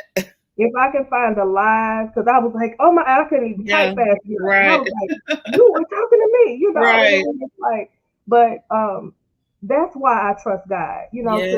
it was a long explanation, but that's why I can trust God because He has gotten me through so much. He has blessed me with my children. He has loved me endlessly. He Yes. has. I've not been perfect by no means. My mom did her best, Mm. to love me through her storms. I Yeah. mean, I can only imagine going through what she went through as a mother and trying to Yeah. raise children Right. and learn. where she is, experiencing how what she went through, not having her father, and Yeah. all of these different things that probably took place with her. And then I realized there was some brokenness in my father's family. So then I'm like, okay, Mm, God, forgive, not allow me to forgive him, and then also allow me to forgive the person that planted the seed that even made him think the way he did. wow. Because I realized hurt people begin to hurt others, Yeah, and they do. constant, it's constant hurt. Like we just Yeah. constant, it's not it. Behavior is learned. It's Yeah. not behavior is learned. It's not like people, and unfortunately, we all don't get the best um, first go at it. And Yeah. so it's so many dysfunctional families, dysfunctional relationships. Yeah. There are so many odds with one another. It's so much that has happened in our community. These are voices that have been silent. Yeah. I not only survived um, molestation, I have survived, being sexually abused. I survived domestic violence. I've survived, trauma and Yeah. toxic relationships between my Yeah. mom and my dad. Being having to see it, the abuse that my mom endured. I've survived, not loving myself, Yeah. having learned to love me again, and do it unapologetically, because Yes. I even found places in the church where it felt like I was ashamed to be me, or be, Yeah. if you go into the church to be hospitalized for healing, and oftentimes you're ridiculed for learning how to find the Lord. Yes, absolutely. So having survived all of this, and I know there's even more to your story, but having survived all of this, what does it mean to you to survive? What does survive mean? Surviving, survival, what does that mean to you? It means to live again.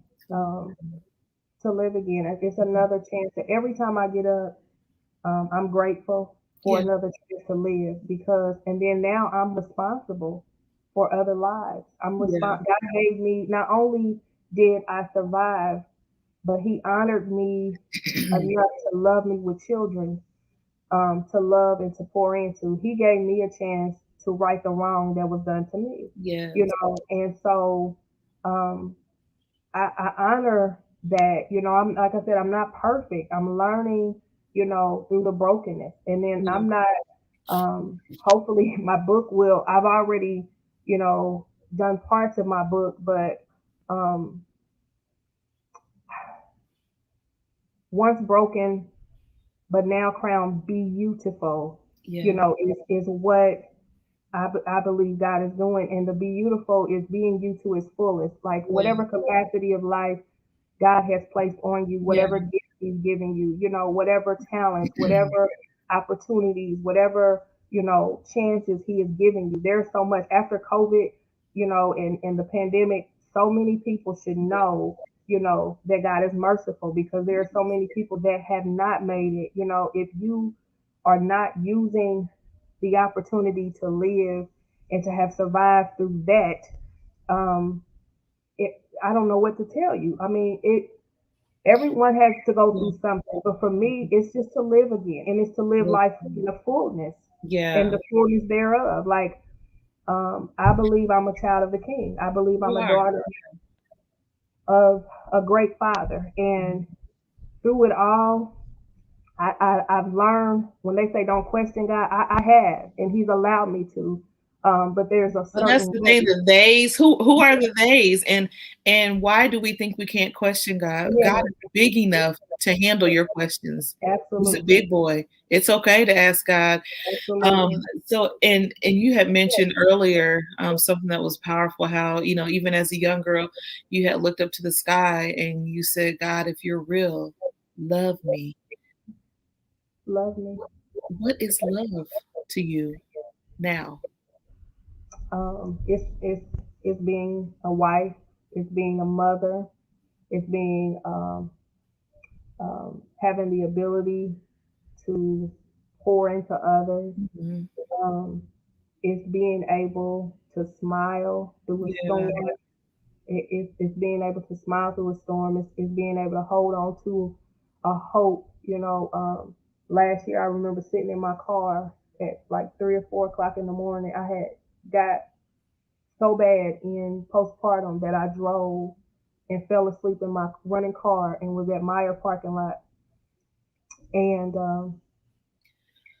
Excuse me. I remember just knowing that God is faithful, and Yeah. and the love He had for me kept me, because anybody could have pulled up, took me out of my car, like anything could have happened. Um, I had left my children home, my husband home. Like, I don't know what I was going through in my mind, but when I say I almost thought I was losing it last year, Yeah. or Yeah. I thought I was like, I literally did not know what to do. One of my friends came and rescued me, and I don't know if you know Katina Washington. Her mom called me in the midst of one of my I episodes, do. and Yeah. she said, God loves you, and I do too. And she said, that's all I wanted. Wow. That's all I wanted. That's And when she good. and that showed me God's love, Yeah. and Yeah. that has happened endlessly, and like it has went so much. It has gone on so much in my life where God has used people to become an angel of love for Yeah. me, Yeah. where I question, and that's what love is. So when I ask that question, He has answered me all throughout my whole life. So when you go back to the 8-year-old LaRonda and you tell her that you love her, why do you love her?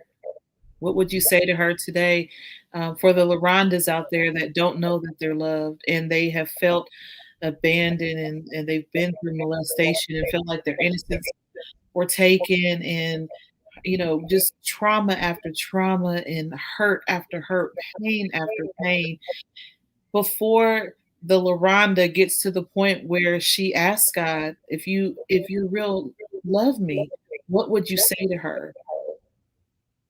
Hmm. I would have told that LaWanda that she was worth it. You know that God allowed me to come into this world. He has been a shield of protection because I was worth it. He Wow. showed me He showed me my worth along the way. I Yeah. thought, one day when I got older and I learned to say, because we use those cliches, I'm a woman of worth, but I remember learning one day that my worth was being established along the way. Um, who I am as a person. Um, I learned in business about branding, um, but we are branded into the kingdom of God. So who we are marked with purpose before we even enter. And so God, was showing me even through um, the cross that I had to carry and the things that I had to bear, my worth, my worth was worth knowing. And along the way, that LaRonda, That is because real.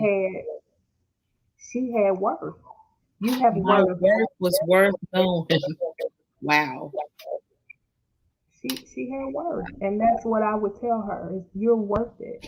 Ooh, I would tell the mother that's struggling right now, you're worth it. I would tell the young lady that's in an abusive relationship, you know, you're worth it. There are young ladies that are going through it in high school. There are young ladies that are going through it in college, and there are women that are in church right now.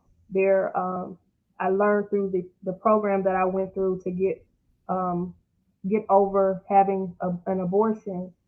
Um, I learned that there was a pastor's wife that created the program that had had 9 abortions because wow. her husband wanted to be a bishop, and so the every time he was in running, she was pregnant. So because of the responsibility. That would be a conversation that would went on with them, so you just never know. So I would Never tell, know. you Yeah. know, the young man or the young woman that is shameful of what has happened to them, that you're worth it.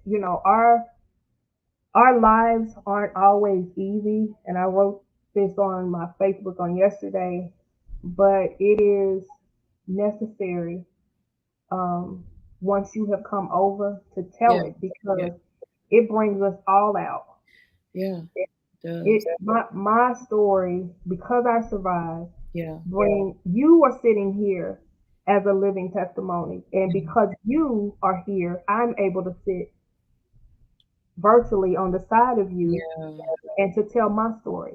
When you were lying on the bed and you were fighting for your life, God Yeah. had me on His mind, Yeah. That is because amazing.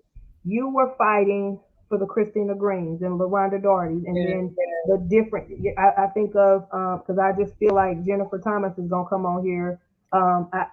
He those women that go through what she went through. He Yes. had another young lady on his mind, Wow. because they were going through. There was someone that didn't have their husband that were fighting, losing a child, fighting through Right. losing a child. Right. So there is so many different scenarios and situations that happen to us and occur, in our lives.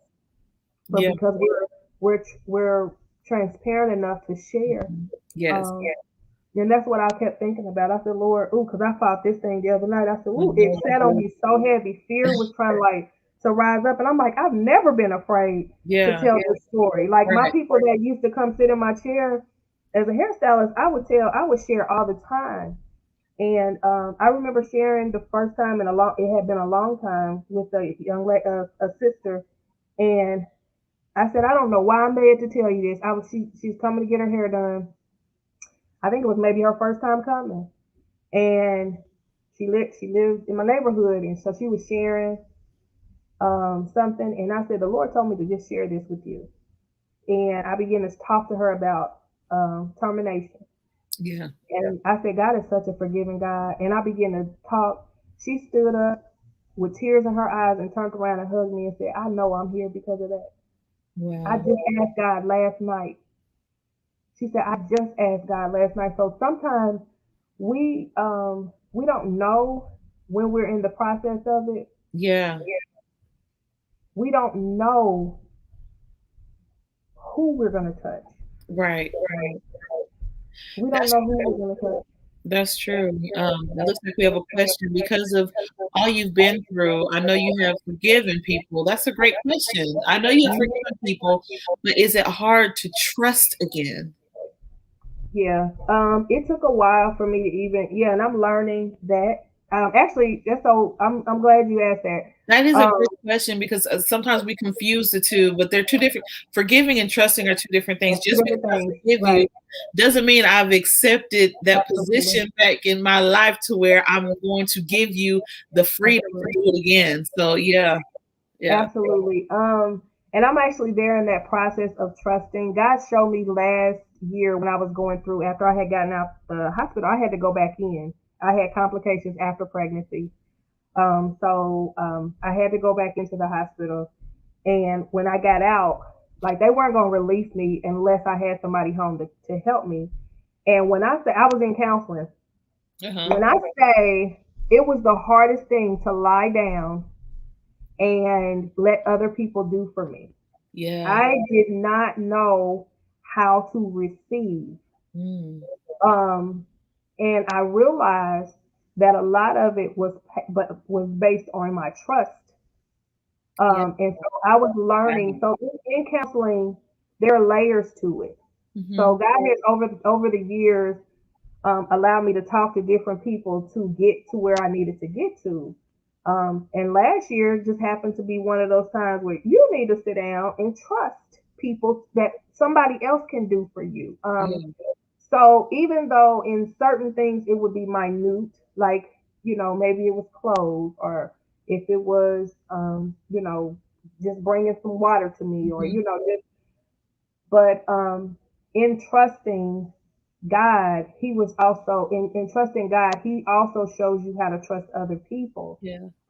But you have to also let go and let God and allow him to bring the people into your life. Like you said, there are certain people I've forgiven, but God has shown me time and time again when I thought I was forgiven in myself, and this Right. is me forgiving in myself, not allowing God to wholeheartedly show me how to forgive. I Yeah. was pulling I was pulling my own forgiveness in to where it was conditional forgiveness. Yeah. It was conditional forgiveness, and so I will forgive you as long as you didn't hurt me again. And then when you hurt Right. me again, I'm shutting down and I'm Yes.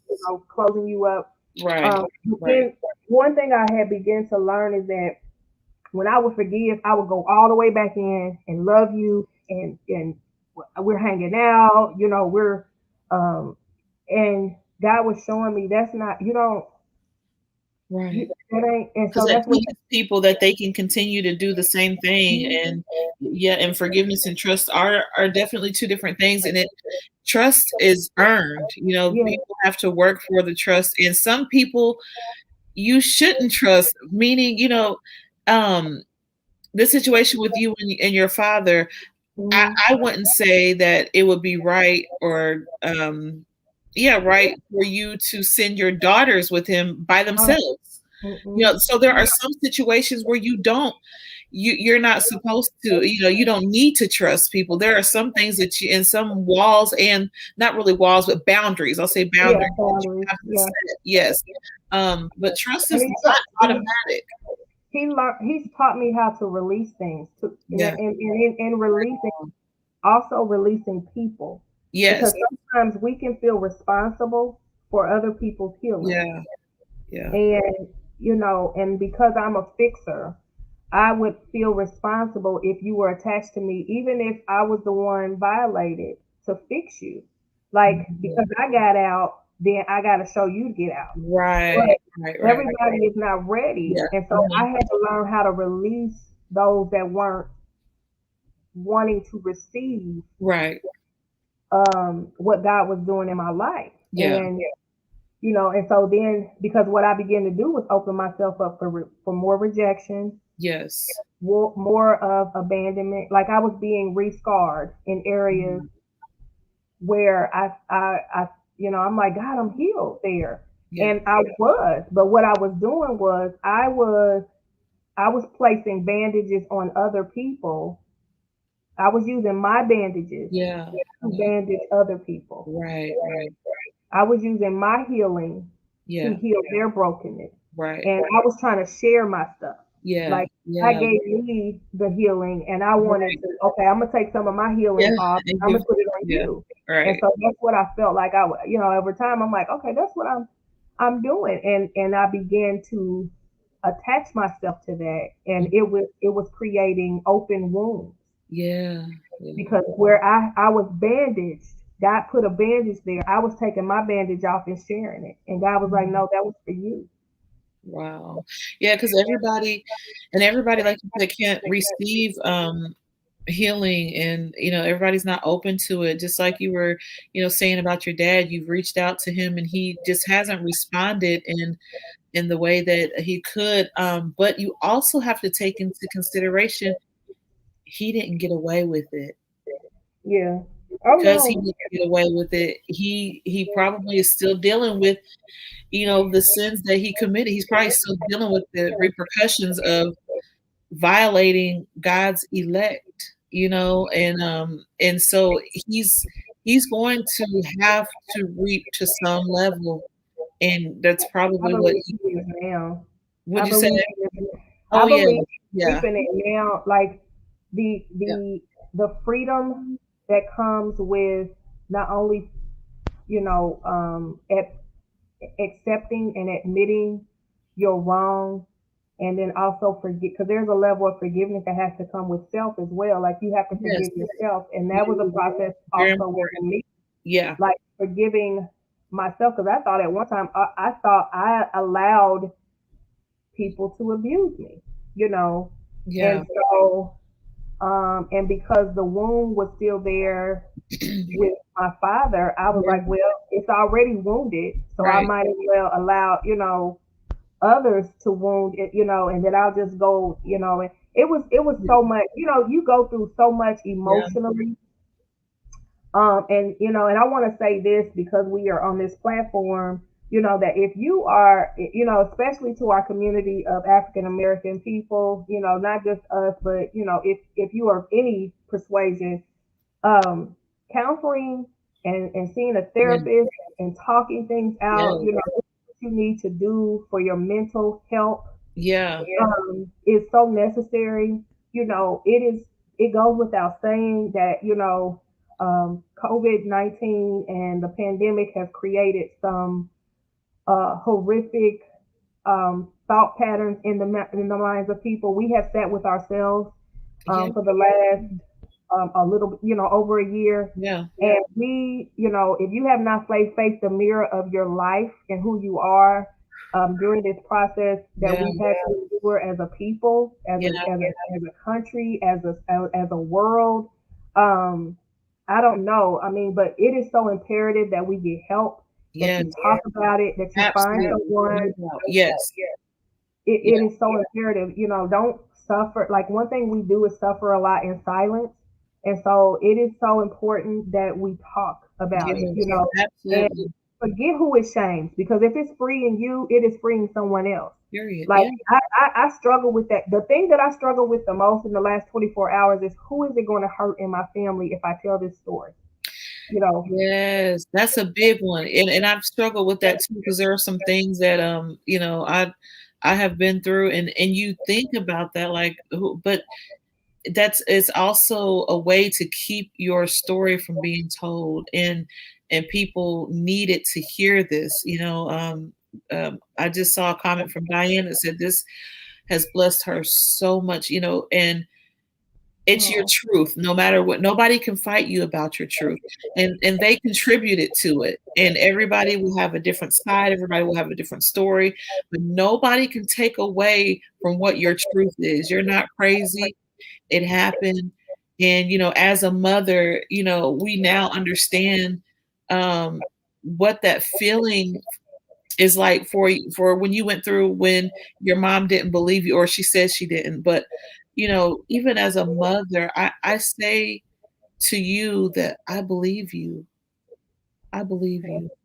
And I'm sorry that as a mother, we weren't there for you. And we should, as a mother, should have wrapped our arms around you and should have fought for you. And I'm sorry as a mother that we did not stand up for you and fight for you. And I believe you.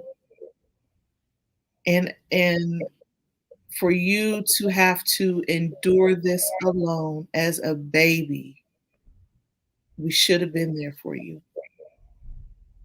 We should have protected what we knew was happening. And as a mother, I am sorry.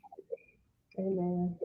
Yeah. Thank you. I But I'm received that. grateful for you to have survived and you accomplished the very thing that you told God you wanted to do. You broke the curse. It stops with you. It will not come to your children. Absolutely. It will Absolutely not. not. And you have we have so many families and so many family secrets down the years that we don't share with our children. We're not honest with ourselves or others. And you have given your children that freedom by breaking the curse. And a lot of us did not do that. A lot of us did not break the curse. And so our children, our adult children, our children to come are suffering and will suffer because we weren't strong enough. We weren't strong enough to endure what you endured and then break it. Hmm. So I really applaud you for that. That's major. That's huge. I mean, for you That's to probably the be first here. time that somebody. This thing is. So I'm sorry if I took your time. I promise you. I told you to help me stay on track. No, it's fine. And I, people that needed to hear it have heard it. They will continue to hear it. They can watch it on YouTube. They can go back and watch it. So, time is just nothing really. I mean, if they're not watching now, they'll watch it later. So you're really occupying God's space right now. So this is good. It's healing for a lot of people because this is something that people don't talk about. And like you said, even with the pastor whose wife had 9 abortions. Why? It just doesn't make sense because here you are running for bishop to represent Christ, but in order to do that, you feel like you have to have 9 abortions. It's just not necessary. But if somebody would have talked, if somebody would have spoken up, if somebody would have told their story, she may have had a different outcome. And And there was because you several. told It you wasn't there's going to be a the different. way that the platform was set up. It was so like, there's so only so much that I can say because we were in a secret circle Yeah, of women, right. sharing. But from the book standpoint, because it is published, it is it was so like to find out that someone else had to make a choice, and there were so many reasons why. There were some where parents were making their children get them, because they didn't want to feel ashamed of their child having children young, and Yeah, it was just so many different stories. So there are so many reasons why women have to go through that. There's so much judgment that passes, because you think that the person that is pregnant, that woman that is pregnant, that girl that is pregnant is making the decision for herself. But sometimes the pressure, yeah, as children go through peer pressure, right. I look at my cousin being chastised by those two young ladies. They were egging one another on. Like if the other one wasn't there, supporting the other, it probably wouldn't have happened, but there's Right. always pressures that Yeah, happen that yeah, make people make do, certain things or have yeah, certain decisions, and so for me, I was so broken and did not love myself. I didn't understand worth at the time. And so my worth was wrapped up in a man, yeah, and his thoughts towards me. And so I allowed his thoughts to, cause me to gravitate towards a decision that later on I regretted, And yeah, there are women out there right now that are experiencing that. yes, I know they are. yes, They're questioning the existence of their children. There are mothers that damage, hurt, and abuse their children because yeah, of the abuse they experienced while they were pregnant. yeah, And so it's heartbreaking, that we still have to endure so much pain. But like I think God is a merciful God, and that it is so much that we can say, yeah, um, and there's so much that we can share. But the reality is that things are still taking place, and people are still needing an outlet. And so these programs are so imperative. They are someone's outlet. yes, And you never know why you're doing something. Like who yeah, would have that's thought? true. My cousin Michelle. she does paparazzi. Christine Green does paparazzi. Who would think that they are on live? Bringing someone to be able to smile or just to be okay in Yeah, that moment. I right, think about people that are without family. They don't have family during the times when pandemic was happening, so they're shut in by themselves. They don't have anyone they can talk to, and absolutely. so they have those outlets. They have people getting on live. And so Yeah, that's what encouraged me because I'm like, some nights I felt like it took me off of my thoughts for yeah, however yeah, long they were on. And yeah. so, this show for someone is going to be a life. I mean, it is a Mhm. lifesaver. Wow, wow. Thank you for that. Stephanie said your story has helped us all in some way. Yes, you are awesome and love you. I love you Absolutely, it too. has. I And love oh you yes, too. I believe you. Yes, yes, yes, yes, yes. And it's something because you you were saying how some people may question, and they may be in the middle of their question, should I or shouldn't I? Or they may be that LaRonda that was looking for a sign, God speak to me. Why can't these people see me? And they're in the spirit. So you have been somebody's answer today. You have Amen. completely turned the corner for them. You have prevented them from going through what you went through because you did see and you saw them and you see them and they're not going to have to.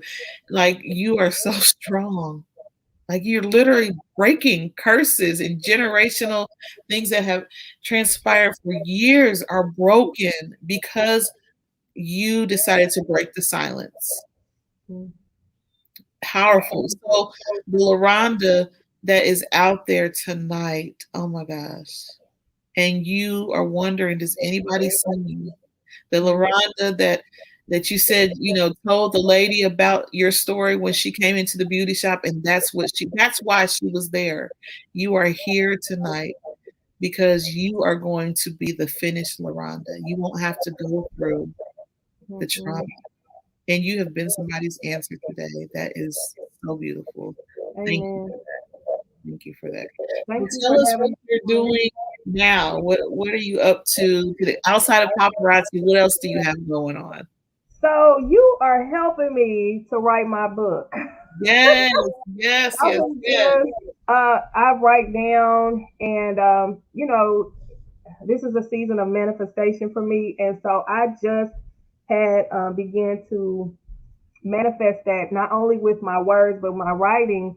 Last week, I began to write out some things and some goals that I had to begin again, and I had stopped Wow. writing because I was in the process of helping my husband. So Right. that was a toilsome time for us and our family. It was an adjustment, and I was pregnant, so it was Yeah. hard to do that. So I stopped for a while, but when you reached out to me, well, Christina had reached out to me, and I thought, okay, God, I see you. It's this Right. time. Yeah. And so you have rebirthed that. So I'm praying. The Lord is having me to reach out to a young lady. He actually showed me her face this morning. First person I seen when I woke up, and I'm like, oh my goodness, she just started another business, but God said, okay, go to her. She birthed this business out in the midst of COVID.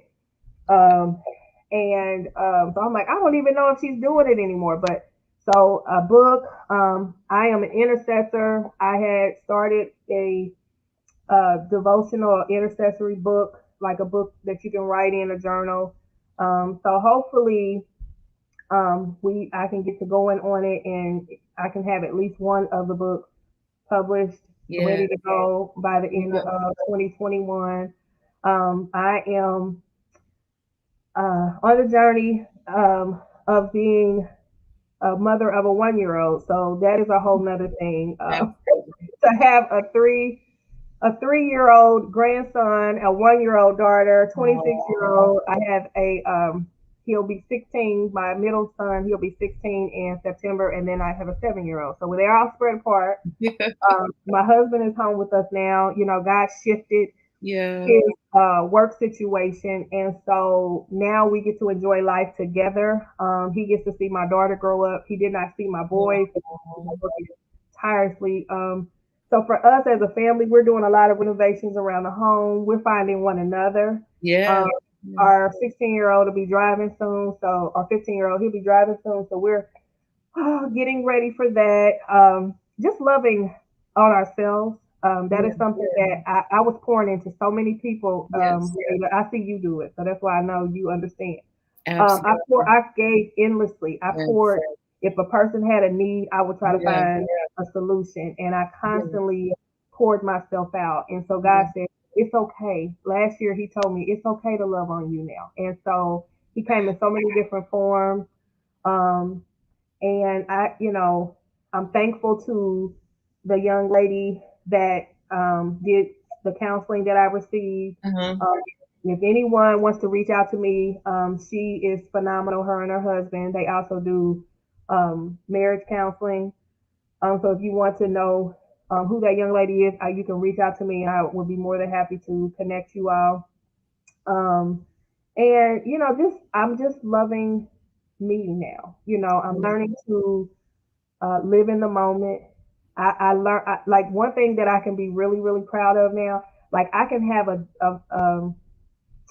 a sink full of dishes and I can be okay. Like Yeah, I used yeah. to get so like irritated, like I could Uh-huh. manage stuff being around stuff, Right, But I'm learning. Those are things that I've learned to embrace during the pandemic. Is just loving the space that I'm in and being mhm. okay Yeah, with not having to make everything perfect. perfect. Yeah, Um, I was trying to live, a perfect life or create this perfect place, and God was doing what He needed to do right. to make it perfect for what He designed for me, and so I was trying to like Yeah, force it to right.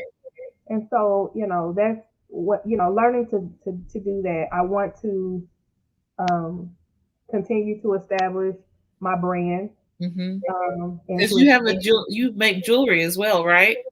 No, well, so I Or I is sell he I sell paparazzi, but I'm a hairstylist by trade. But I've always desired a facility that housed different women okay. and different businesses for women, and then also incorporating mine. So that that's one of the things that I am working on right now. And so just learning to live in the moment, learning to live Yeah. in the moment.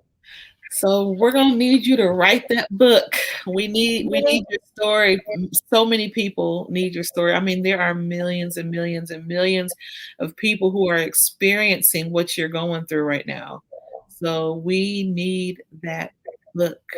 Write Amen. the book. Somebody type in the comments and tell her, write the book, write the book, write the book, write the book, write the book. Even if it's just an hour a day and you sit down and you just write, just write, just write, just write, just write. And every day and it'll come together. I know having a 1 year old, that's tough. And then all the other children, but just an hour a For day. the most part, writing it hadn't been the problem. It was because my story was so layered, and I'm like, I don't even know where to start. Yeah. Um, and I was just like, I don't. It's so much, and then I was afraid of hurting Mhm. people or exposing Yeah, yeah. people. Mhm. Because I thought, okay, if I say this, then that's going Mhm. to expose this person. Yeah, yeah. If I thank you, Sister Diane. If I say this person is going to hurt. If I say this person is going to hurt. It was just so many different people that I was afraid. Yeah, Okay, like I'm like it was a reflection. Everybody was going to be affected in some way or another because it was a family issue, yeah. and But you know it what? didn't You start hurt with too. You hurt too, and you are not in charge of their hurt. You didn't do the hurt. You didn't cause the hurt. So me. whatever they've gone through, it's just the truth. Whatever you've gone through, it's just your truth, and it's Yeah. okay. Yes, Stephanie, write the book because you in doing that and you thinking that, it's gonna hurt some of the people that you're writing about, there are so many others that really will hurt because they won't have Hmm. the information, they won't have the testimony, they won't have the eyes, like when you were looking for somebody to see you, you are their eyes. They won't Hmm. have that if you don't. So hurt is an understatement. They will die Hmm. if you don't. So this is something that is on your hands. You have to do what you have to do and pray for them. If you think they're going to hurt, pray for them and move on. But they are responsible for their own journey, for their own healing, all of that. And you cannot control what happened to you. Hmm. It's not your job to manage and to fix everybody else when you're the one that needed to be fixed. And nobody was there to fix you. Nobody was there to tell your story. And now Yeah. it's your turn to tell it.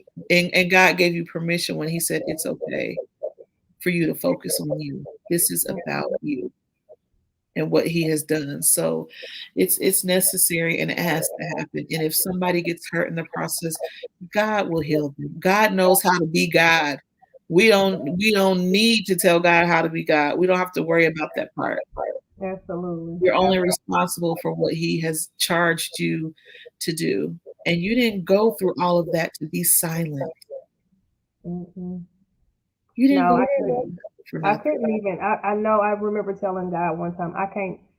I cannot die and lay down with this in me. So like Yeah, every chance I got, I yeah. shared it. You know, this is my first time sharing it on a public platform. Uh-huh. Right. You know, things have been intimate. You know, it's been at a retreat or a women's group or just different things. And shared bits and pieces, but some things I've shared today that I've never, like, it was just between my mom, like in our home. Yeah. And Mhm. so some things weren't shared. And it, like I said, it's so layered. Like their stories, my sister Yeah. has a side. My mother has a side. My Right. prayer is that my sister and my mom are freed um, within their mindset because if I received trauma, of course they received it. My mom was, probably the first because this is her child and her husband. Yeah. So there was probably, a double sword, and then having to answer to her, you know, siblings and her mother and, Yeah. her friends and, different people. So I know the And pressure. maybe they'll go and write books too, but you are only responsible for you. And Sister Diane had just posted something that says sometimes we have to be selfish in our healing, Yeah. so that okay, here it is. Sometimes our healing has to be selfish to be healed totally and to help others, and that is so true. That is so true. Wow, your story is just magnificent. It is so layered with so much beauty, even in the pain, and I'm honored to sit here with you and talk to you, and I'm honored that you came on the show and Thank have you for helped having me. so many people. Let this story, this was your blueprint for your book. So go back and rewatch it if you need to, Right. and write down your notes and do verbal notes, record them if you need to. But this is your blueprint to start Mhm. and finish your book. But I just and I know there's so much more, and we may need to do a part two because I know that there's so much more. And I just want everybody to be able to see that there is a life after trauma. And you have literally survived the plot that was against you. Whew. How many people can say that? There are people that have committed suicide over one of the things that you've been through. There was an entire plot written out on how to take you out. And Mm. every time the plot didn't work, the enemy tried to keep on writing because he was like, oh, I didn't get it. That wasn't it. He tried to keep on. Every plot that he wrote about you, you demolished. You survived every single plot. My There's God. nothing that you can't survive now. He's My out of God. options. Hmm. Everything that he wrote for you, God took a pencil and erased it with the eraser. And the eraser was his blood. It Woo. covered you, and he took it, he erased everything.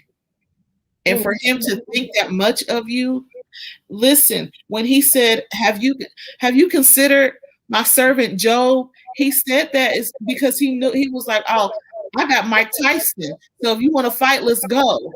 And so Hmm. that's what he thought of you. Have you considered LaRonda? Because that one won't break. That one won't bow. That one is a survivor. Have you considered her? Woo. And Protect. so when you were the consideration, Mm-mm-mm. God was making an example out of you. You were his consideration. He considered you. He didn't consider Mm-mm. me to go through all that because I wouldn't have made it. He considered you because he knew what the end result was. He knew what the he moved the clouds for you Yes. to Yes. speak to you. He moved the clouds for you. Woo. Have you considered you were his consideration? Mm-mm-mm. And then you survived it. And not only did you survive, but you lived through it. And then you broke generational curses that your mom couldn't and still hasn't been able to break. Your dad, He went through stuff that he couldn't get over, which is why he was who he was. And now look at you, the one that God considered. Because your story could have been written differently. Yeah, It could have absolutely. been. But he considered who he knew he could trust. He considered who he knew would survive. He considered who he knew would not stay broken. When you drop a glass on the kitchen floor and it breaks, all you do is pick it up, sweep it up, and throw it away. He knew you weren't going to stay there. He knew that you were a glass and all those broken pieces will come back together and be whole. Thank you, Jesus. Couldn't sweep you up and throw you away. You're still here to talk about it. Couldn't sweep you up and throw it away when you were abused, when you were molested. Couldn't sweep you up and throw you away because you were never created to be broken. You were created to show how brokenness equals living. And now look at you, a living testimony. He tried to attack your mind. He tried to attack your body, tried to attack your childhood, your mother, your father. The two biggest influences that we have in our lives harmed you and left you. And they still here. That's And what. they still here to see what they did and how it didn't take you out. And now you can be an example to both of them. And they will be won because you did. You won. So now you can win them. And I'm looking forward to that part of the book. I'm looking forward to that chapter. I'm looking forward to it. But again, thank you. I can't say thank you enough. Thank you so much. Thank you, thank you, thank you. I have really enjoyed it. I appreciate you too. Y'all check her out. Get you some paparazzi jewelry.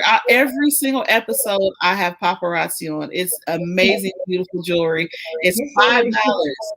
$5. That's it, $5. So make sure you guys go and friend her on Facebook. Where else can we find you at? I am on Instagram. It's visionsvirtueboutique.com, www.visionsvirtueboutique.com. I'm on Instagram. I have not started YouTube. I'm kind of venturing over to Instagram. So, but I am on Facebook. And then LaRonda Gray Darty is my personal page on Facebook that I utilize right now. So, I do also have Visions of Virtue Beauty. And it's on hold right now because of the little one. But as soon as we are released, then whatever God says is what's going to happen next. But yeah. So. Absolutely. And I really I challenge all of those that are watching and that will be watching the replay to look her up, inbox her, get her Cash App, sow a seed, because this book has to come forth. Sow a seed into her life so that she can do what God has called her to do. And when God calls you to do something, he'll make the provision for it. So let's help her receive her provision and just shower her with love and with seeds just to help her to grow. Again, thank you so much. I am humbled that you have taken your time out with me tonight. I appreciate you so much. And I want those watching to know that now we've covered a lot of things, but one thing I want to say, molestation is something that is serious. It is something that happens daily in our country, and a lot of children don't have the voice. So we want to give them the voice. And I want to let you guys know that if you or someone you even just suspect is dealing with molestation, reach out to this helpline, this domestic and sexual abuse helpline, and get the help that you need. If you need help reaching out, if you want somebody to reach out with you, you can inbox me, you can inbox LaRonda. We will help you and we will help get your voice heard. It's very important. Please don't take this lightly. What you're going through and what you have experienced is real. and we will believe you. So don't allow yourself to fall into the trap of thinking that no one's going to help you or believe you, because we will. This has been such a great show, such a great story of survival, but we also want to hear from you. What have you survived? I Survived is a series about what happens when individuals take the necessary steps to overcome the unpredictable and the harsh circumstances of life. So we highlight overcomers that raise up when most people fall down. If you are one of those people, we want to hear from you.